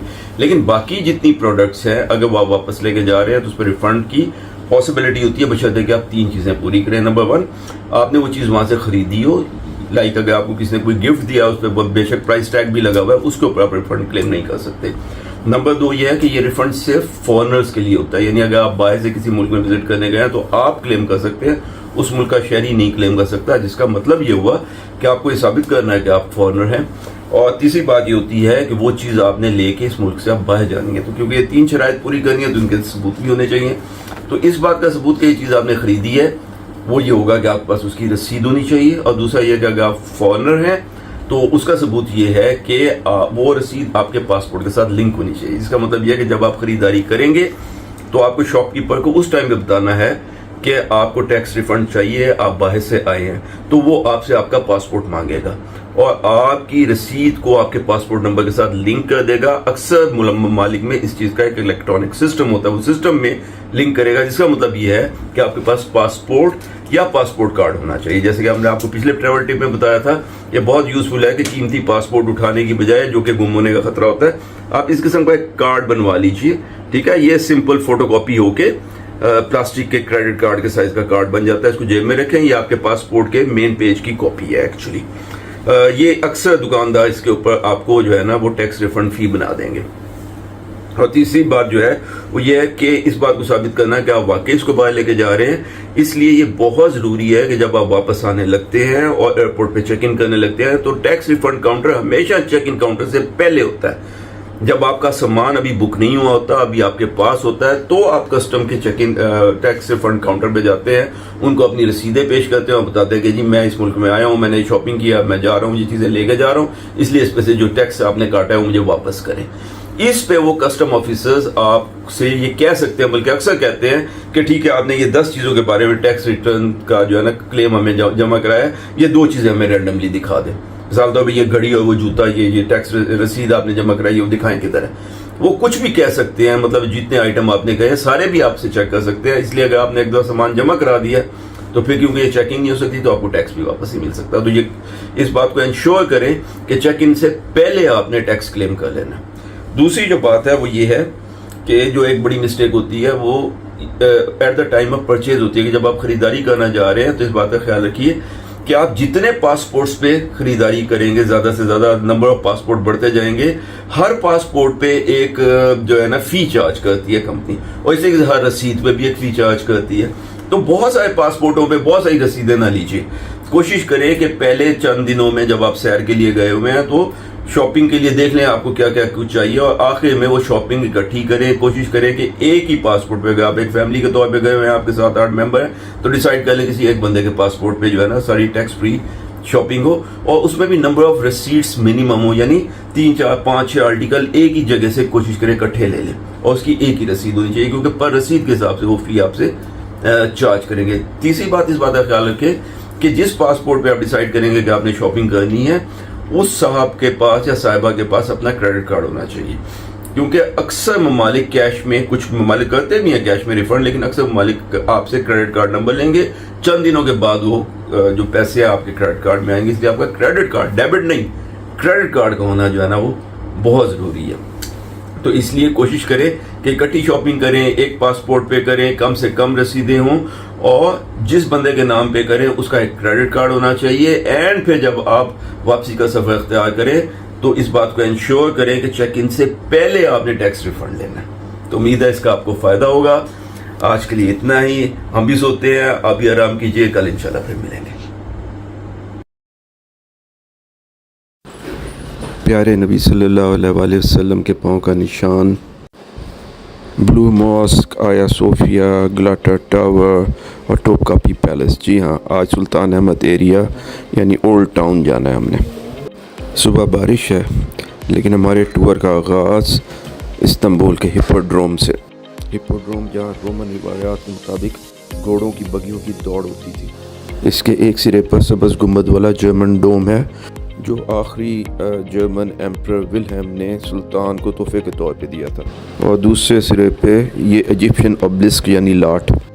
ये ऑब्लिस्क रोमन बादशाह ने उस वक्त के फ़िरौन मिस्र की फतह के निशान के तौर पे बनाया गया था। हिप्पोड्रोम में ही सन 532 ईस्वी में एम्परर जस्टिनियन ने निक्का यानी आज़ादी की म्यूटनी को कुचलने के लिए अपनी मलका थियोडोरा के कहने पर 30,000 लोगों को कत्ल करवा दिया था। और अब चलते हैं सुल्तान अहमद मॉस्क यानी ब्लू मॉस्क, जिसमें दाखिले के लिए एक लंबी लाइन है। 6 मीनारों और मुतअद्दिद गुंबदों वाली ये खूबसूरत मस्जिद सुल्तान अहमद अव्वल के कहने पर उनके आर्किटेक्ट मोहम्मद आगा ने 1616 में मुकम्मल कराई। कहते हैं कि सुल्तान ने मोहम्मद आगा को गोल्डन मीनारों वाली मस्जिद बनाने का कहा था, लेकिन क्योंकि टर्किश में 6 और गोल्डन का लफ्ज़ मिलता जुलता है, इसलिए मोहम्मद आगा ने गलती से सुनहरे मीनारों वाली मस्जिद की बजाय 6 मीनार वाली मस्जिद बना दी। अब क्योंकि उस वक्त हरम काबा के भी 6 ही मीनार थे, इसलिए हरम काबा की अजमत को मद्देनज़र रखते हुए सुल्तान ने हरम काबा का 7वां मीनार तामीर कराया। तो ये है 6 मीनार वाली ब्लू मॉस्क, और ये 4 मीनार वाली आया सोफिया जो पहले एक चर्च था। हल्की बारिश अभी भी जारी है, इसलिए हमने गर्मा गर्म चेस्टनट और कॉर्न खाए। लेकिन भाई गंद नहीं मचाना। हिप्पोड्रोम के साथ एक तरफ ये ब्लू मॉस्क है, दरमियान में हुरम सुल्तान का हमाम, और दूसरी तरफ आया सोफिया। पहले उस्मानी सुल्तान सुल्तान मोहम्मद द कंकरर ने 1453 में कुस्तुनतुनिया फतह किया। उस वक्त दुनिया भर में आया सोफिया के उसने तामीर की शोहरत थी। सुल्तान सोमवार के दिन कुस्तुनतुनिया में दाखिल हुआ और उसने हुक्म दिया कि जुमा तक आया सोफिया को मस्जिद में तब्दील कर दिया जाए। चुनाचे जुमा की नमाज सुल्तान ने आया सोफिया में ही अदा की। और अब चलते हैं बेसिलिका सिस्टर्न। पानी का ये अजीम शान ज़ख़ीरा बाइज़ेंटीनियन सुल्तान जस्टिनियन ने सन 532 में तामीर करवाया था, ताकि अगर कभी शहर का मुहासरा हो जाए तो पानी की कमी ना हो। इसकी तामीर में मुख्तलिफ़ जगहों से लाए गए पुराने पिलर्स रिसाइकल करके इस्तेमाल किए गए हैं, इसलिए बहुत सारे कॉलम्स मुख्तलिफ़ शक्लों के हैं। हैरान कुन तौर पे तामीर का ये अज़ीमुश्शान शाहकार कहीं खो गया और लोग इसको भूल गए। एक डच आर्कियोलॉजिस्ट पीटर्स गैलिकस ने इसके बारे में सुन रखा था। फिर जब यहाँ के लोगों से उसने सुना कि वो अपनी बेसमेंट के फर्श को तोड़कर वहाँ डोल डाल के नीचे से पानी भी निकाल लेते हैं और मछलियाँ भी शिकार कर लेते हैं, तो उसे सिस्टर्न की मौजूदगी और उसकी लोकेशन का यकीन हो गया। यूँ सन 1545 में सिस्टर्न दोबारा डिस्कवर हुआ। ये दो मशहूर फिल्मों यानी फ्रॉम रशिया विद लव और इन्फर्नो में दिखाया जा चुका। सिस्टर्न से बाहर निकले तो गज़ा के लिए ये एंटी इसराइल और एंटी अमेरिका रैली जारी थी। हम भी इसमें शरीक हुए।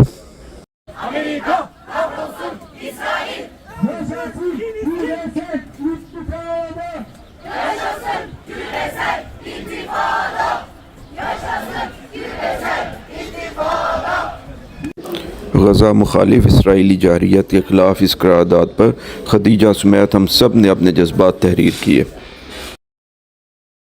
और ये है तोपकापी पैलेस, जो पहले उस्मानिया सुल्तान मोहम्मद फ़ातेह ने 1453 में कुस्तुनिया फ़तह करते ही इसको बनाने का हुक्म दिया। कुल 36 उस्मानिया सुल्तानों में से पहले 30 ने तोपकापी में ही क़याम रखा। 1856 में डोलमाबाशी पैलेस की तामीर के बाद आखिरी 6 सुल्तान पे डोलमाबाशी में रहे। तोपकापी पैलेस के कुल 4 कोर्टयार्ड्स हैं। पहला दीवान आम है और इसी में यह एग्जीक्यूशनर फाउंटेन है, जहाँ सरे आम सजाए मौत दी जाती थी। तोपकापी को तोपकापी कहा इसलिए जाता है कि इसकी तामीर की जगह पे पहले 2 तोपें नस्ब थीं और यहाँ शाही काबीना का इजलास होता था। साथ ही है टावर ऑफ जस्टिस, अगर किसी को सुल्तान से बराह रास्त इंसाफ की तलब होती तो यहाँ आता। टावर के बाएं तरफ हरम का दरवाज़ा है, जबकि दाएं तरफ ईंटों की बनी हुई 3 गुंबद वाली रॉयल ट्रायरी है। और ये महल के तीसरे कोर्टयार्ड में दाखिले का दरवाज़ा और ये शाही मोहर। तीसरे कोर्टयार्ड में ये ऑडियंस हॉल, यहाँ सुल्तान अकाबरीन और डिग्नेटरीज से मुलाकात करते। और अब ये चौथा कोर्टयार्ड, सामने सुल्तान हमीद पवेलियन, जो तोपकापी से बिल्कुल मुख्तलिफ और बिल्कुल डोलमाबाशी के तर्ज पे एक मॉडर्न पवेलियन है। अंदर से देखने पर भी ये बहुत पुरतायूश और डोलमाबाशी की तरह बिल्कुल मॉडर्न और यूरोपियन स्टाइल पे तामीर किया गया।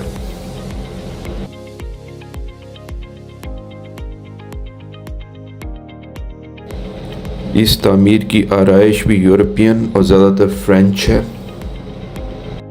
इसका तर्ज तामीर, आराइश, फर्नीचर, कालीनों की चॉइस, हर चीज़ तोपकापी से बिल्कुल मुख्तलिफ और डोलमाबाशी से बहुत मिलती जुलती। और इसमें सुल्तान का पिंक ऑडियंस हॉल, जहाँ सुल्तान की तमाम अकाबरीन से और डिग्नेटरीज से मुलाकात होती थी। इस हिस्से के तामीर के बाद सुल्तान ज़्यादा वक्त यहाँ गुजारते थे।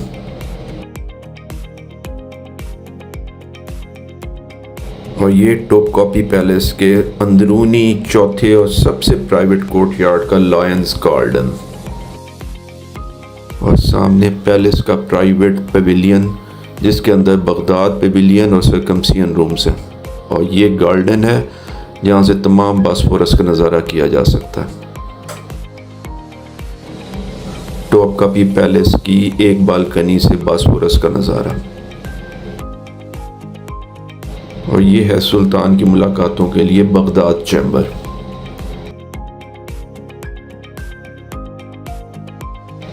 पाई बाग और सुल्तान का तख्त और चैम्बर। और ये पैलेस के चौथे और सबसे अंदर वाले कोर्टयार्ड का प्राइवेट पेविलियन, जहाँ बादशाह अपनी फैमिली और मलका के साथ वक्त गुजारा करते थे। सर्कमसियन रूम यानी खतने का कमरा। 11 साल की उम्र में शहजादे के खतने के दौरान ये पानी का फव्वारा चला दिया जाता था ताकि खून को धोया जा सके और शहजादे की आवाज़ इसमें दब जाए। और ये वो जगह है जहाँ सुल्तान को उसकी वफ़ात के बाद आखिरी गुस्ल दिया जाता है।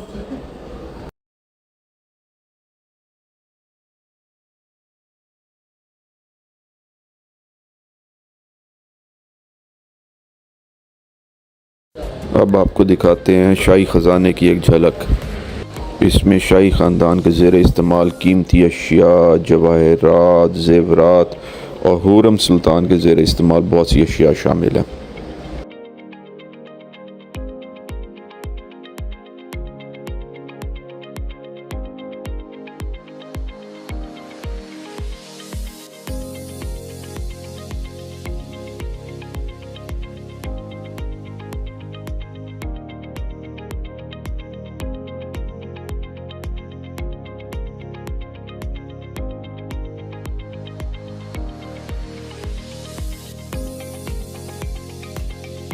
दुनिया का दूसरा बड़ा हीरा जो तोपकापी में मौजूद है।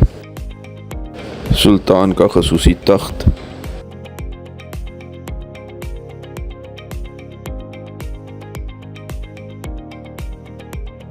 नौज़ायदा शहजादे के लिए सुनहरी झूला, सुल्तान नादिर शाह को देने के लिए तोहफे के तौर पे बनाया गया खंजर, और यहाँ प्यारे नबी और दीगर सहाबा के तबरुकात हैं। खाना काबा का ताला और चाबी, मिज़राब रहमत यानी खाना काबा के परनाले,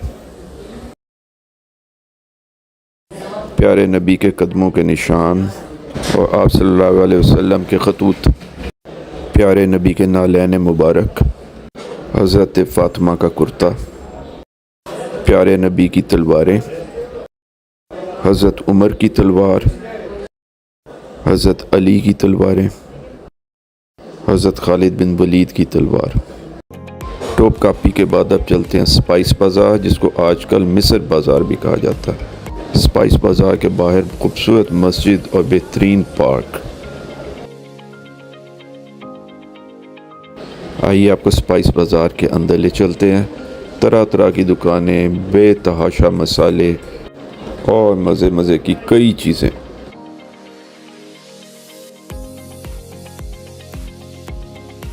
इस चबूतरे पर सुबह दुआ और अजान के बाद कारोबार का आगाज़ किया जाता है।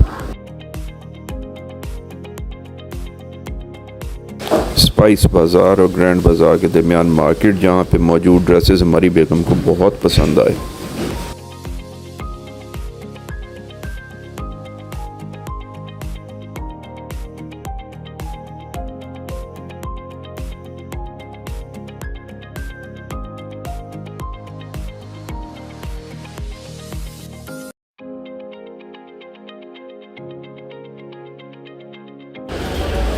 Welcome to Grand Bazaar now.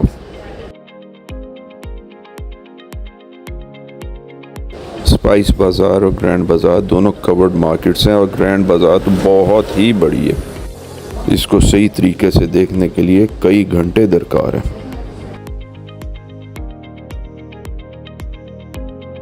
Spice बाज़ार की तरह ग्रैंड बाज़ार में भी अज़ान और दुआ का चबूतरा।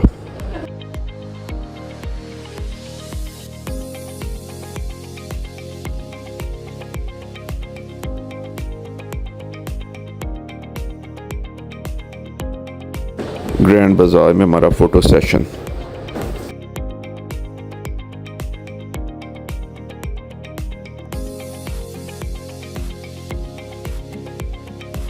ग्रैंड बाज़ार के बाहर एक खूबसूरत मस्जिद और फिर अंगूरों की बेल जो गली में एक तरफ से दूसरी तरफ चली गई है।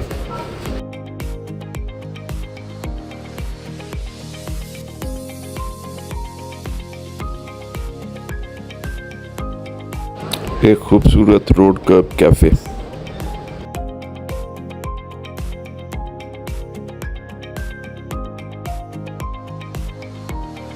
खूबसूरत कुशन्स और हैंडीक्राफ्ट।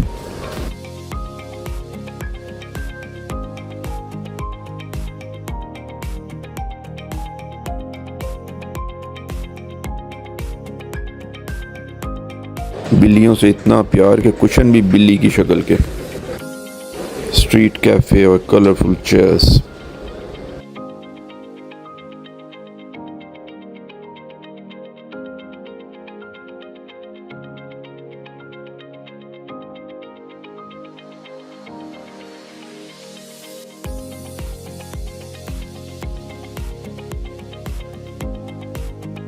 दोपहर को कैराकोय पोर्ट के ऊपर लंच।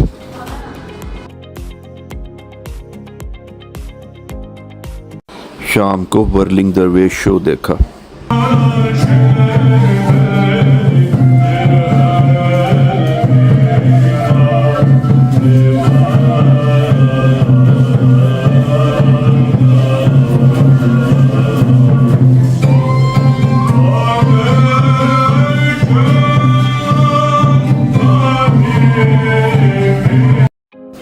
कैराकोय पोर्ट से मेडन टावर के लिए रवानगी। हवा खूब तेज़ चल रही है। मेडन टावर ग्लाटा टावर से भी तकरीबन 900 साल कबल सन 408 कबले मसीह में बनाया गया था, ताकि बॉस्फोरस के ऊपर नज़र रखी जा सके और दुश्मनों से इसको बचाया जा सके। बाद में यही टावर कस्टम हाउस और लाइट हाउस के तौर पर भी इस्तेमाल हुआ, और सुना यह है कि कुछ शहंशाहों ने अपनी नापसंदीदा बेगमात को यहाँ कैद भी रखा। और रास्ते में समंदर में डॉल्फिन्स।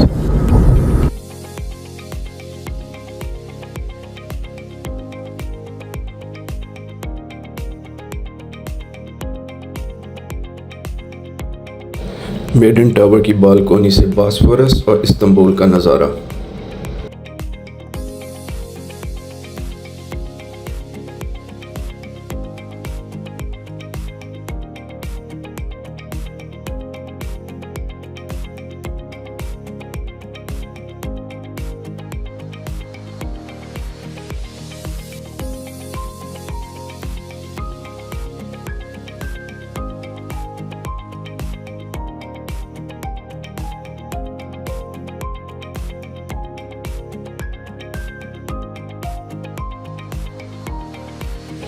रात गए ओल्ड इस्तांबुल का एक और छोटा सा चक्कर।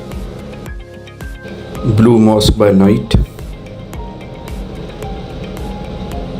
आया सोफिया।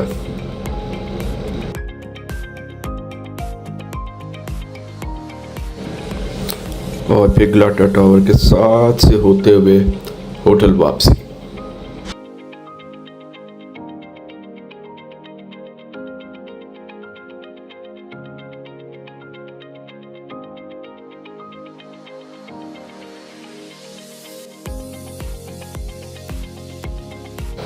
आज तो बहुत थक गए भाई, आज तो हम आपको ट्रैवल टिप भी नहीं दे सकते।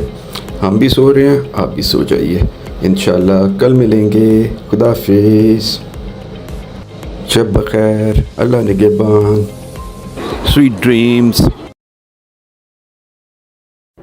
अस्सलाम वालेकुम। आज हमने ट्यूलिप म्यूज़ियम जाना था। हम ट्यूलिप म्यूज़ियम पहुँचे, लेकिन अनफॉर्चुनेटली म्यूज़ियम तो बंद था। चुनाचे हमने बाहर बाहर से ही ट्यूलिप म्यूज़ियम की सैर की।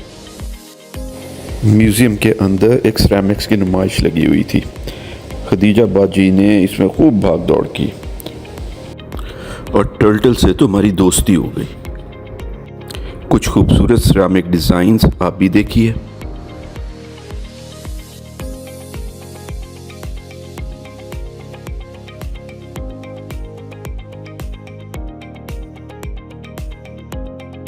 यहाँ से हम साथ ही मौजूद अमीरगान सी फ्रंट पे चले गए। यहाँ सड़क की एक तरफ खूबसूरत सी फ्रंट था, जहाँ पे बहुत सारी एक्टिविटी हो रही थी, और सड़क की दूसरी तरफ एक खूबसूरत चिल्ड्रन पार्क था, जहाँ खदीजा बाजी के मज़े हो गए। हमने खूब स्लाइडें ली और स्लाइडें ली, और इसके बाद मज़ीद और स्लाइडें ली, और फिर हमने झूले लिए,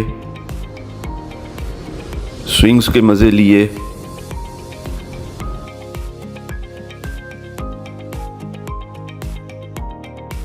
यहाँ तक कि स्पॉन्चर लेक जाने का टाइम हो गया। हम अपनी बस में बैठ के स्पॉन्चर लेक की तरफ जैसे ही चले, रास्ते में बारिश शुरू हो गई। हमें एक ज़ू पे रुकना था, लेकिन बारिश की वजह से ज़ू पे रुके नहीं।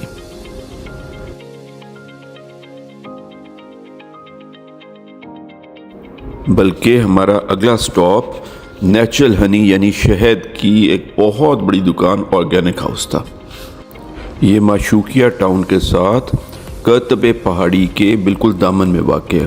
कर्तबे पहाड़ी पीछे आपको नज़र आ रही है बैकग्राउंड में। कर्तबे का मतलब है आइस कवर्ड, यानी बर्फ़ से ढकी हुई। इस वक्त तो ये ग्रीन थी, लेकिन कहते यही है कि सर्दियों में ये बिल्कुल बर्फ़ से ढकी रहती है। तो आइए आपको ऑर्गेनिक हाउस दिखाते हैं अंदर से, जहाँ शहद की कई किस्में, सैकड़ों हज़ारों किस्में।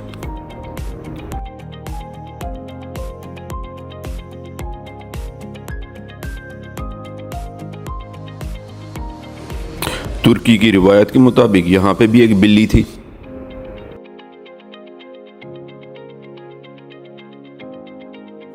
थोड़ी सी कोशिश से ये बिल्ली हमारी दोस्त बन गई।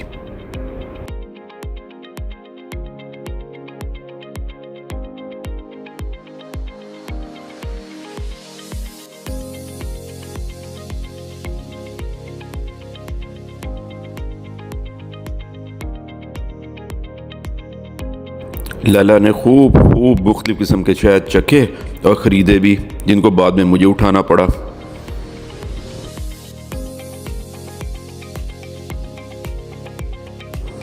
यहाँ से हम एक थीम पार्क पहुँचे, लेकिन बारिश अभी जारी थी, इसलिए ज़्यादा झूलों का मज़ा ना ले सके।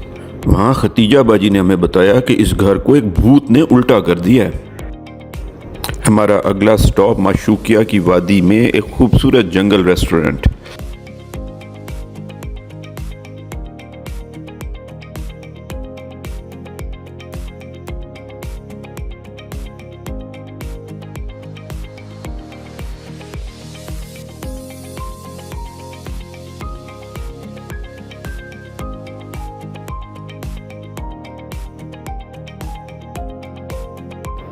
दरख्तों में घिरे इस खूबसूरत सब्ज़ रेस्टोरेंट के साथ ही एक बहुत ही पुरशोर दरिया बह रहा था।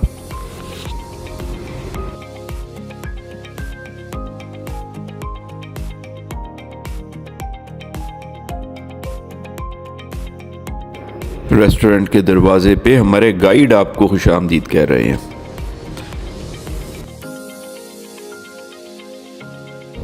रेस्टोरेंट के बिल्कुल दरमियान दहकती हुई रिवायती अंगीठी और हम सब खाने के इंतज़ार में।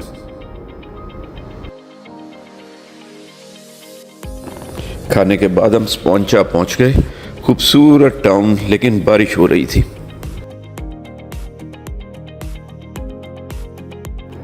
निहायत खूबसूरत और modern well developed lake front स्पॉन्चा लेक का। हमने इस रेस्टोरेंट में घुसने की ठानी, लेकिन इन्होंने हमें बताया कि वो सिर्फ अल्कोहल सर्व करते हैं। ओहो, बड़ी मुश्किल हो गई भाई।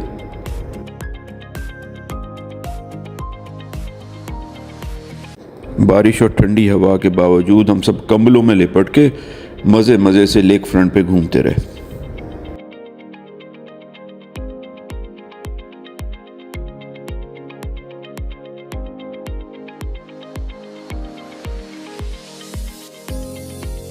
लेकिन आखिरकार ठंडी हवा ने हमें एक कोजी से रेस्टोरेंट में पनाह लेने पे मजबूर किया, जहाँ सब ने मज़े से कॉफ़ी पी और खदीजा बाजी ने कॉर्न खाए।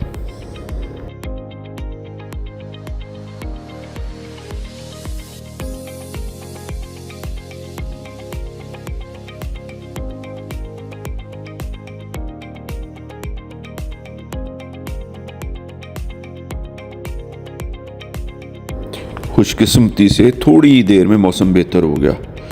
बादल हल्के हल्के छट गए, हल्की सी मीठी सी धूप निकल आई और फिर तो हमें लेक फ्रंट पे घूमने में बहुत मज़ा आया। स्पॉन्चा लेक बहुत खूबसूरत है। अभी लेक पे घूमने का सीज़न सही तरीके से शुरू नहीं हुआ था, इसलिए बहुत ज़्यादा लोग ना थे, लेकिन बहुत खूबसूरत लेक फ्रंट, बहुत डेवलप्ड, बहुत मॉडर्न, बहुत खूबसूरत। मौसम अच्छा हो जाने के बाद हमने अपने गाइड को लेक पर 40 मिनट एक्स्ट्रा स्टे करने के लिए मना लिया।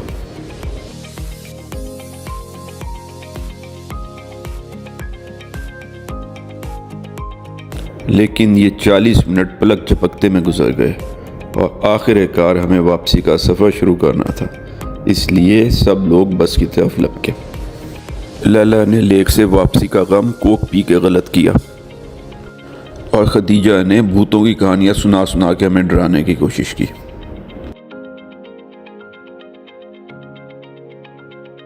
होटल पहुंचे तो अभी 6:30 बजे थे और बहुत दिन बाकी था, इसलिए फैसला हुआ कि इस्तकलाल स्ट्रीट पर वॉक करते हुए गलाटा टावर चलते।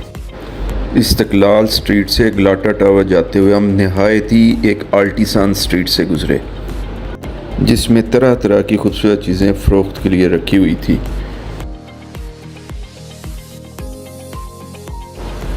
कुछ दुकानों में नहायत ही दिलकश पेंटिंग्स बिक रही थी।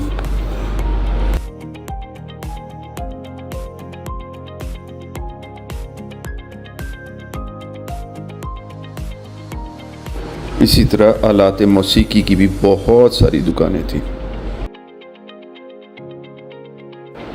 इनमें से अक्सर म्यूज़िकल इंस्ट्रूमेंट्स के हमें तो भाई नाम भी नहीं आते थे।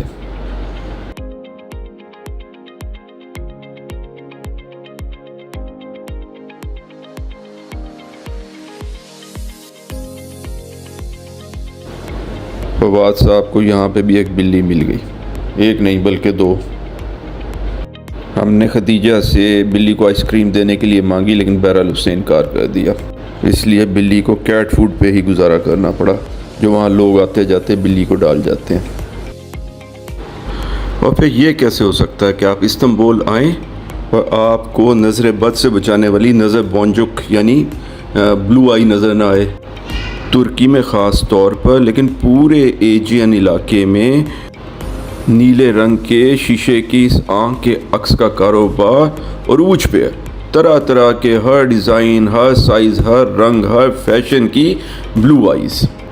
तुर्की के लोग इसे नज़र बोंजुक कहते हैं और इसे दो मुख्तलिफ स्पेलिंग्स के साथ लिखते हैं, जैसा कि आपकी स्क्रीन पे आ रहा होगा। दुकानों के अलावा कई जगह दरख्त भी इससे भरे होते हैं। और तो और वहाँ की लोकल एयरलाइन फ्लाई एयर ने अपने जहाज़ों की दुम पे भी ब्लू आई बनाई हुई है। एजियन सी के आसपास ब्लू और वाइट के कॉम्बिनेशन को खुशबख्ती की अलामत समझा जाता है। और लें जी, घूमते घुमाते हम ग्लाटा टावर पहुँच गए। 219 फुट तवील ग्लाटा टावर सन 507 कबल मसीह में बाइज़ंतीनियन बादशाह जस्टिनियन ने बनवाया था। इसकी तामीर के बुनियादी तौर पे दो मकसद थे कि एक तरफ तो बास्फोरस पे और आने जाने वाले तिजारती जहाज़ों पे निगाह रखी जाए, और दूसरा शहर पे निगाह रखी जाए ताकि कोई आग लगे तो उसका फ़ौरन पता चलाया जा सके। लेकिन एक दिलचस्प बात यह है कि 17वीं सदी के शुरू में उस वक्त के मशहूर साइंसदान अहमद चलीबी ने अपनी कमर पर बांध कर ग्लाटा टावर से परवाज़ की गरज से छलांग लगा दी। ये परवाज़ सिर्फ चंद सेकंड पे ही मुश्तमिल थी, लेकिन तारीख़ में ये किसी इंसान की पहली परवाज़ थी। इस परवाज़ में अहमद चलीबी को चंद चोटें तो आईं, लेकिन उनकी जान बच गई। सुना बाद में बादशाह सलामत ने उन्हें इसी ग्लाटा टावर में कैद कर दिया कि कहीं ये परवाज़ करके महल ही न पहुँच जाए। चलीबी के इस अंजाम को मद्देनज़र रखते हुए हमने टावर से छलांग लगाने के बजाय टावर के साए में मशहूर ज़माना चीज़ केक खाने का फ़ैसला किया, और इसमें से सबसे ज़्यादा केक लैला, रबिया और खदीजा ने खाया। वापसी पे हमें कुछ स्ट्रीट परफॉर्मर मिल गए। मुझे तो लगा ये हमारे ही गांव से आए हैं और उसी किस्म की कोई चीज़ गा रहे हैं।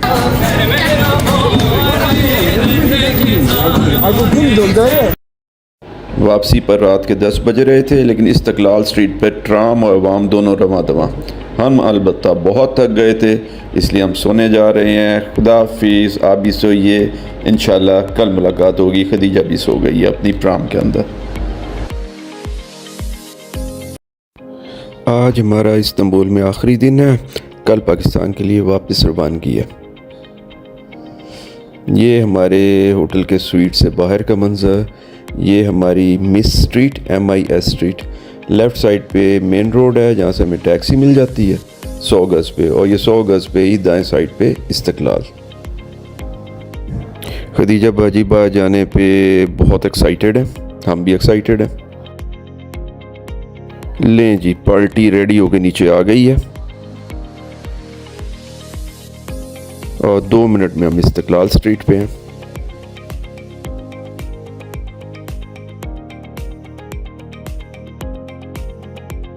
आज सुबह को हमने इस्तांबुल जवाहर शॉपिंग मॉल जाने का फ़ैसला किया, क्योंकि ख़वातीन ने अपनी लास्ट मिनट शॉपिंग मुकम्मल करनी थी। जवाहर शॉपिंग मॉल हमारे होटल से तकरीबन 15 मिनट की ड्राइव पे।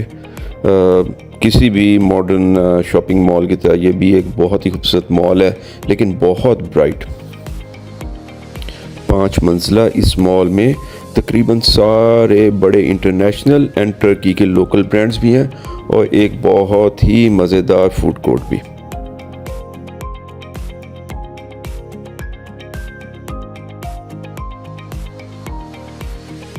फूड कोर्ट देखते ही सबको भूख लग गई, इसलिए अक्सर लोगों ने पिज़्ज़ा, लेकिन मैंने और लैला ने डोनर कबाब लिए मीट के।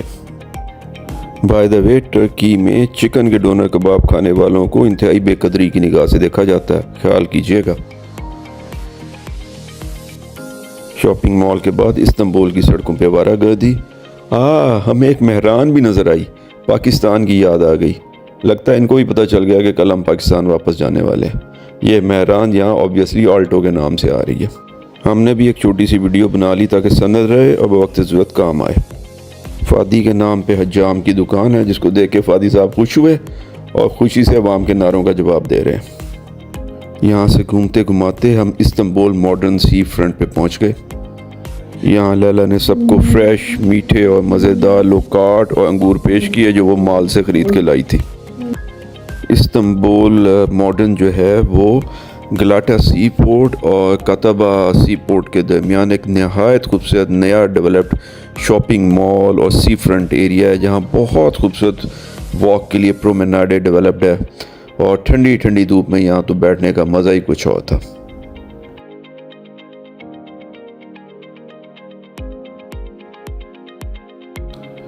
हम सब ने यहाँ वॉक का खूब मज़ा उठाया। यहाँ से बास्पोरस के पार एशियन इस्तांबुल और ओल्ड इस्तांबुल का बहुत ही खूबसूरत नज़ारा। यहाँ से आया सोफिया और ग्रीन मॉस्क और टोप कापी सब बहुत बेहतरीन नज़र आ रहे थे।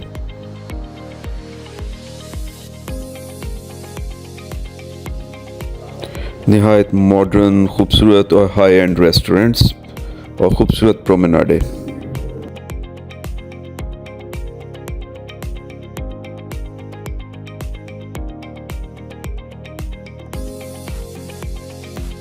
मॉन्यूमेंट के साथ फ़ोटो। लैला ने मेरी बजाय वॉक्सवैगन वैन के साथ फ़ोटो खिंचवाई क्योंकि उसके ख्याल में वॉक्सवैगन वैन मेरी उम्र की है। इस्तांबुल मॉडर्न की सब्ज़ और साफ़ सुथरी स्ट्रीट्स, कैफ़ेज़, रेस्टोरेंट्स एंड दुकानें। दोपहर तक हमें भूख लग गई तो हमने एक लोकल रेस्टोरेंट में ही खाना खाया और खाने के बाद ठंडी धूप में बैठ के लावा चॉकलेट केक, वनीला आइसक्रीम और कॉफ़ी का तो मज़ा ही और है। रबिया ने वैसे पूरी कोशिश की कि एक सीगल पकड़ के साथ ही ले आए।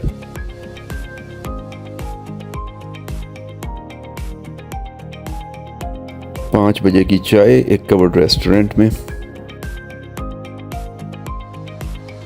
और फिर ओल्ड टाउन का चक्कर। खतीजा बाजी को कॉर्न बहुत पसंद है। खतीजा ने दादो को डेंगली डांस सिखाने की एक और नाकाम कोशिश की।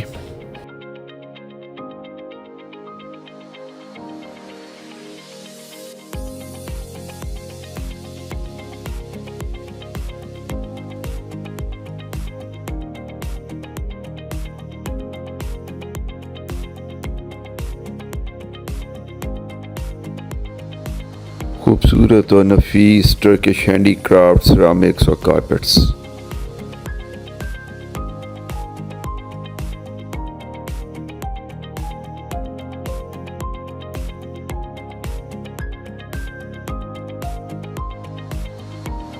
गोल्डन हॉर्न ब्रिज में बसी फूड मार्केट में हमारी walk.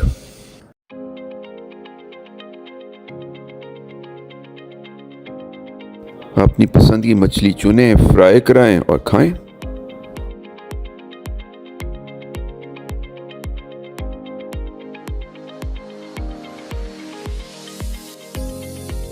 Beautiful Turkish lanterns.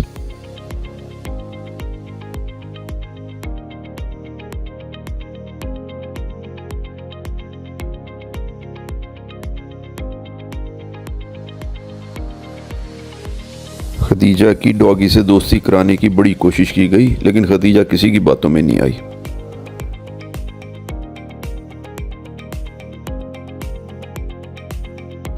Turkish delight shop.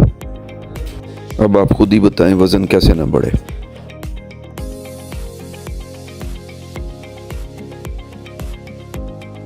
और बकलावे पे से टपकता हुआ ये शीरा,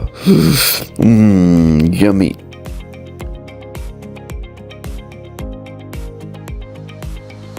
टर्किश आइसक्रीम वेंडर्स की रिवायती मस्खरियाँ।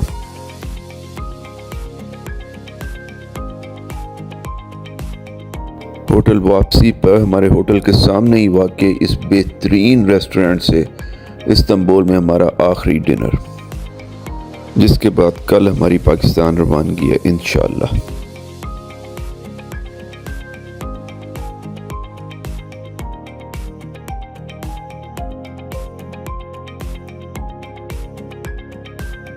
ले जी, अब हम सो रहे हैं। इंशाल्लाह कल मिलेंगे। खुदा हाफिज़। कल आपको वापसी के सफ़र पे ले चलेंगे अपने साथ, अल्लाह ने के बाद।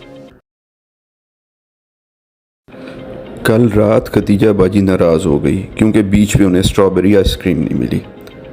आखिर हमने उनसे वादा किया कि कल टर्की से जाने से पहले पहले उन्हें स्ट्रॉबेरी आइसक्रीम ज़रूर लेके दी जाएगी।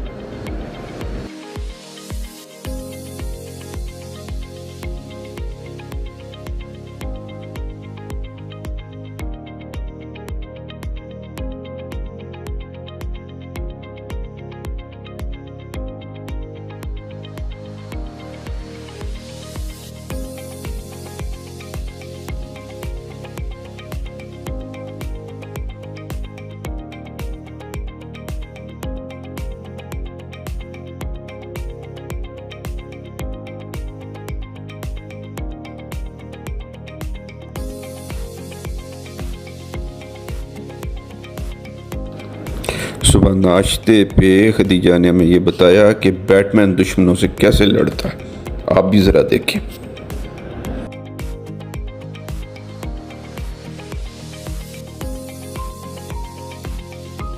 हमारी वापसी की फ़्लाइट क्योंकि शाम 8 बजे है, इसलिए सुबह कुछ बाहर घूमने फिरने का टाइम था। खदीजा बाजी फुल एक्शन में है।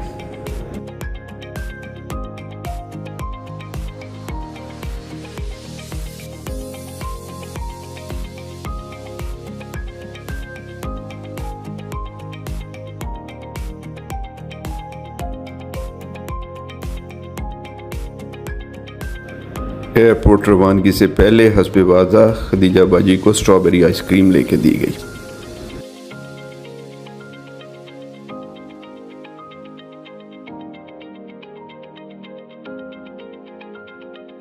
और आखिरकार हम इस्तांबुल इंटरनेशनल एयरपोर्ट पर। यहाँ से शाम 8 बजे हम फ़्लाइट लेंगे सऊदीया की जद्दा के लिए और फिर जद्दा में 6 घंटे क़याम के बाद मुल्तान। लें जी, हम चेक इन करके डिपार्चर लाउंज में पहुंच गए हैं। रबिया को चार्जिंग स्टेशन नज़र आ गया जहां वो अपना फ़ोन चार्ज कर रही है ताकि रास्ते में फ़िल्म देख सके। हमारी फ़्लाइट कॉल हो गई है, बस अब थोड़ी ही देर में हम बोर्ड हो जाएंगे इंशाल्लाह। जहाज़ में सवार होने के लिए जेटवे में।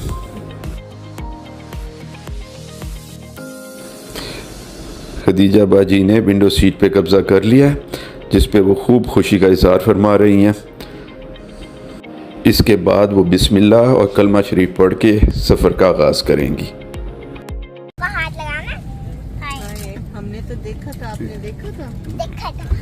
क्यों खीजा ने बाहर से हाथ भी लगाया था डोर को। ऐसे हाय से नहीं, जब दरवाजा होता है ना, जब से बाहर जाता है उसको बाहर जाके हैंड लगाना। ओह अल्लाह, आप ऐसे कर लेते All हो? ground staff, please on the Canopy include lodging on floor for चलो आप Sebastian बिस्मिल्लाह Harbour. पढ़ लो। अब हमने अप्लाई करना है, ठीक है? नहीं करने।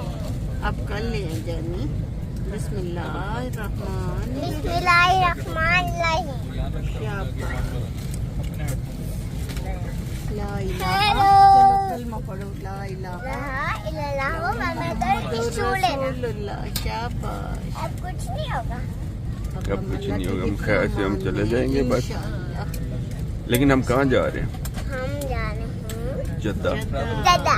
अब वहाँ से दूसरा प्लेन पकड़ेंगे मुल्तान। वो हमें खाना लेने जाए। हम मुल्तान चाचू के पास अपने घर मुल्तान अपने घर। और आखिरकार इस्तांबुल एयरपोर्ट से टेक ऑफ।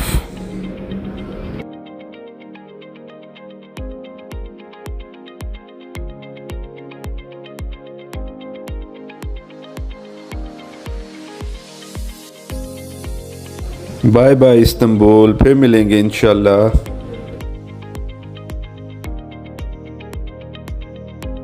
आ जाएगा। नहीं नहीं, ऐसे नहीं हो सकता। जी हाँ। अभी स्लॉट है। अब सीट बेल्ट बांधने की कोई जरूरत नहीं है। जी खतीजा बता रही है कि जहाज़ अब स्लो स्लो चल रहा है, सीट बेल्ट बांधने की कोई ज़रूरत नहीं। फ़्लाइट में डिनर सर्व कर दिया गया है। लैला को तो खैर समझ ही नहीं आ रही कि इसमें से क्या खाए, लेकिन डिनर के बाद खतीजा बाजी में खूब पावर आ गई है। अब वो पंजा लड़ाएंगी।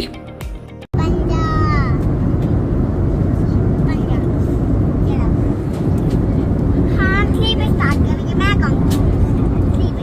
1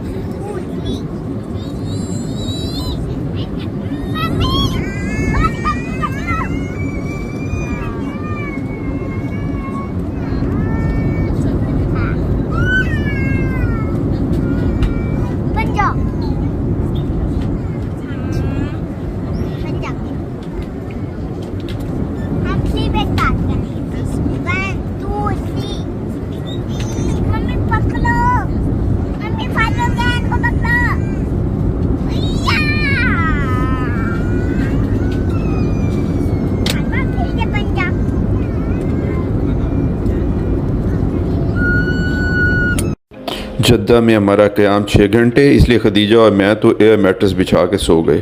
बाकी लोग अलबत्ता ड्यूटी फ्री देखने चले गए हैं। इन्फ्लेटेबल एयर मैट्रेस साथ होना इस किस्म के सफ़र में बहुत मुफीद होता है।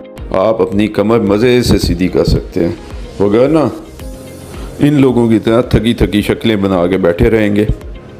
लैला अलबत्ता बहुत सारी ड्यूटी फ्री शॉपिंग करने की वजह से बहुत खुश और फ्रेश है। लें जी, हमारी Jeddah to Multan flight call हो गई है और अब हम लाइन में लगने के लिए तैयार हैं। फ़्लाइट बिल्कुल फुल है।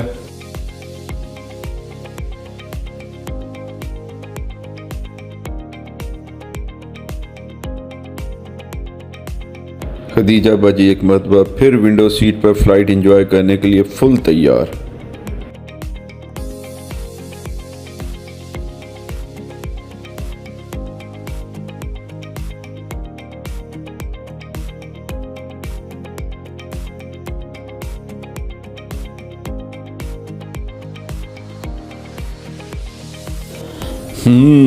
भाई, सीट के पीछे लगा हुआ ये कॉर्ड वाला रिमोट तो बहुत मज़े की चीज़ लग रहा है। इसके साथ खेलना चाहिए।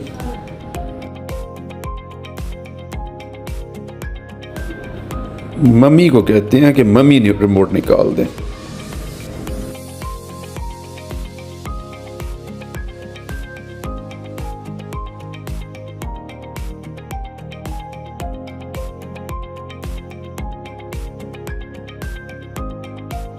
मुल्तान पहुंचने के बाद सारे मुसाफिर उतर चुके हैं और खदीजा और मैं खाली जहाज़ में छुपन छुपाई खेल रहे हैं।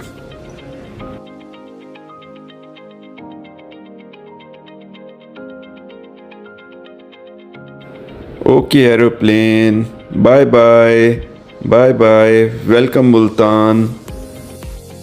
मुल्तान एयरपोर्ट पे हम 1.5 घंटे से बैठे तालियां बजा रहे हैं क्योंकि हमारा सामान अभी तक नहीं आया।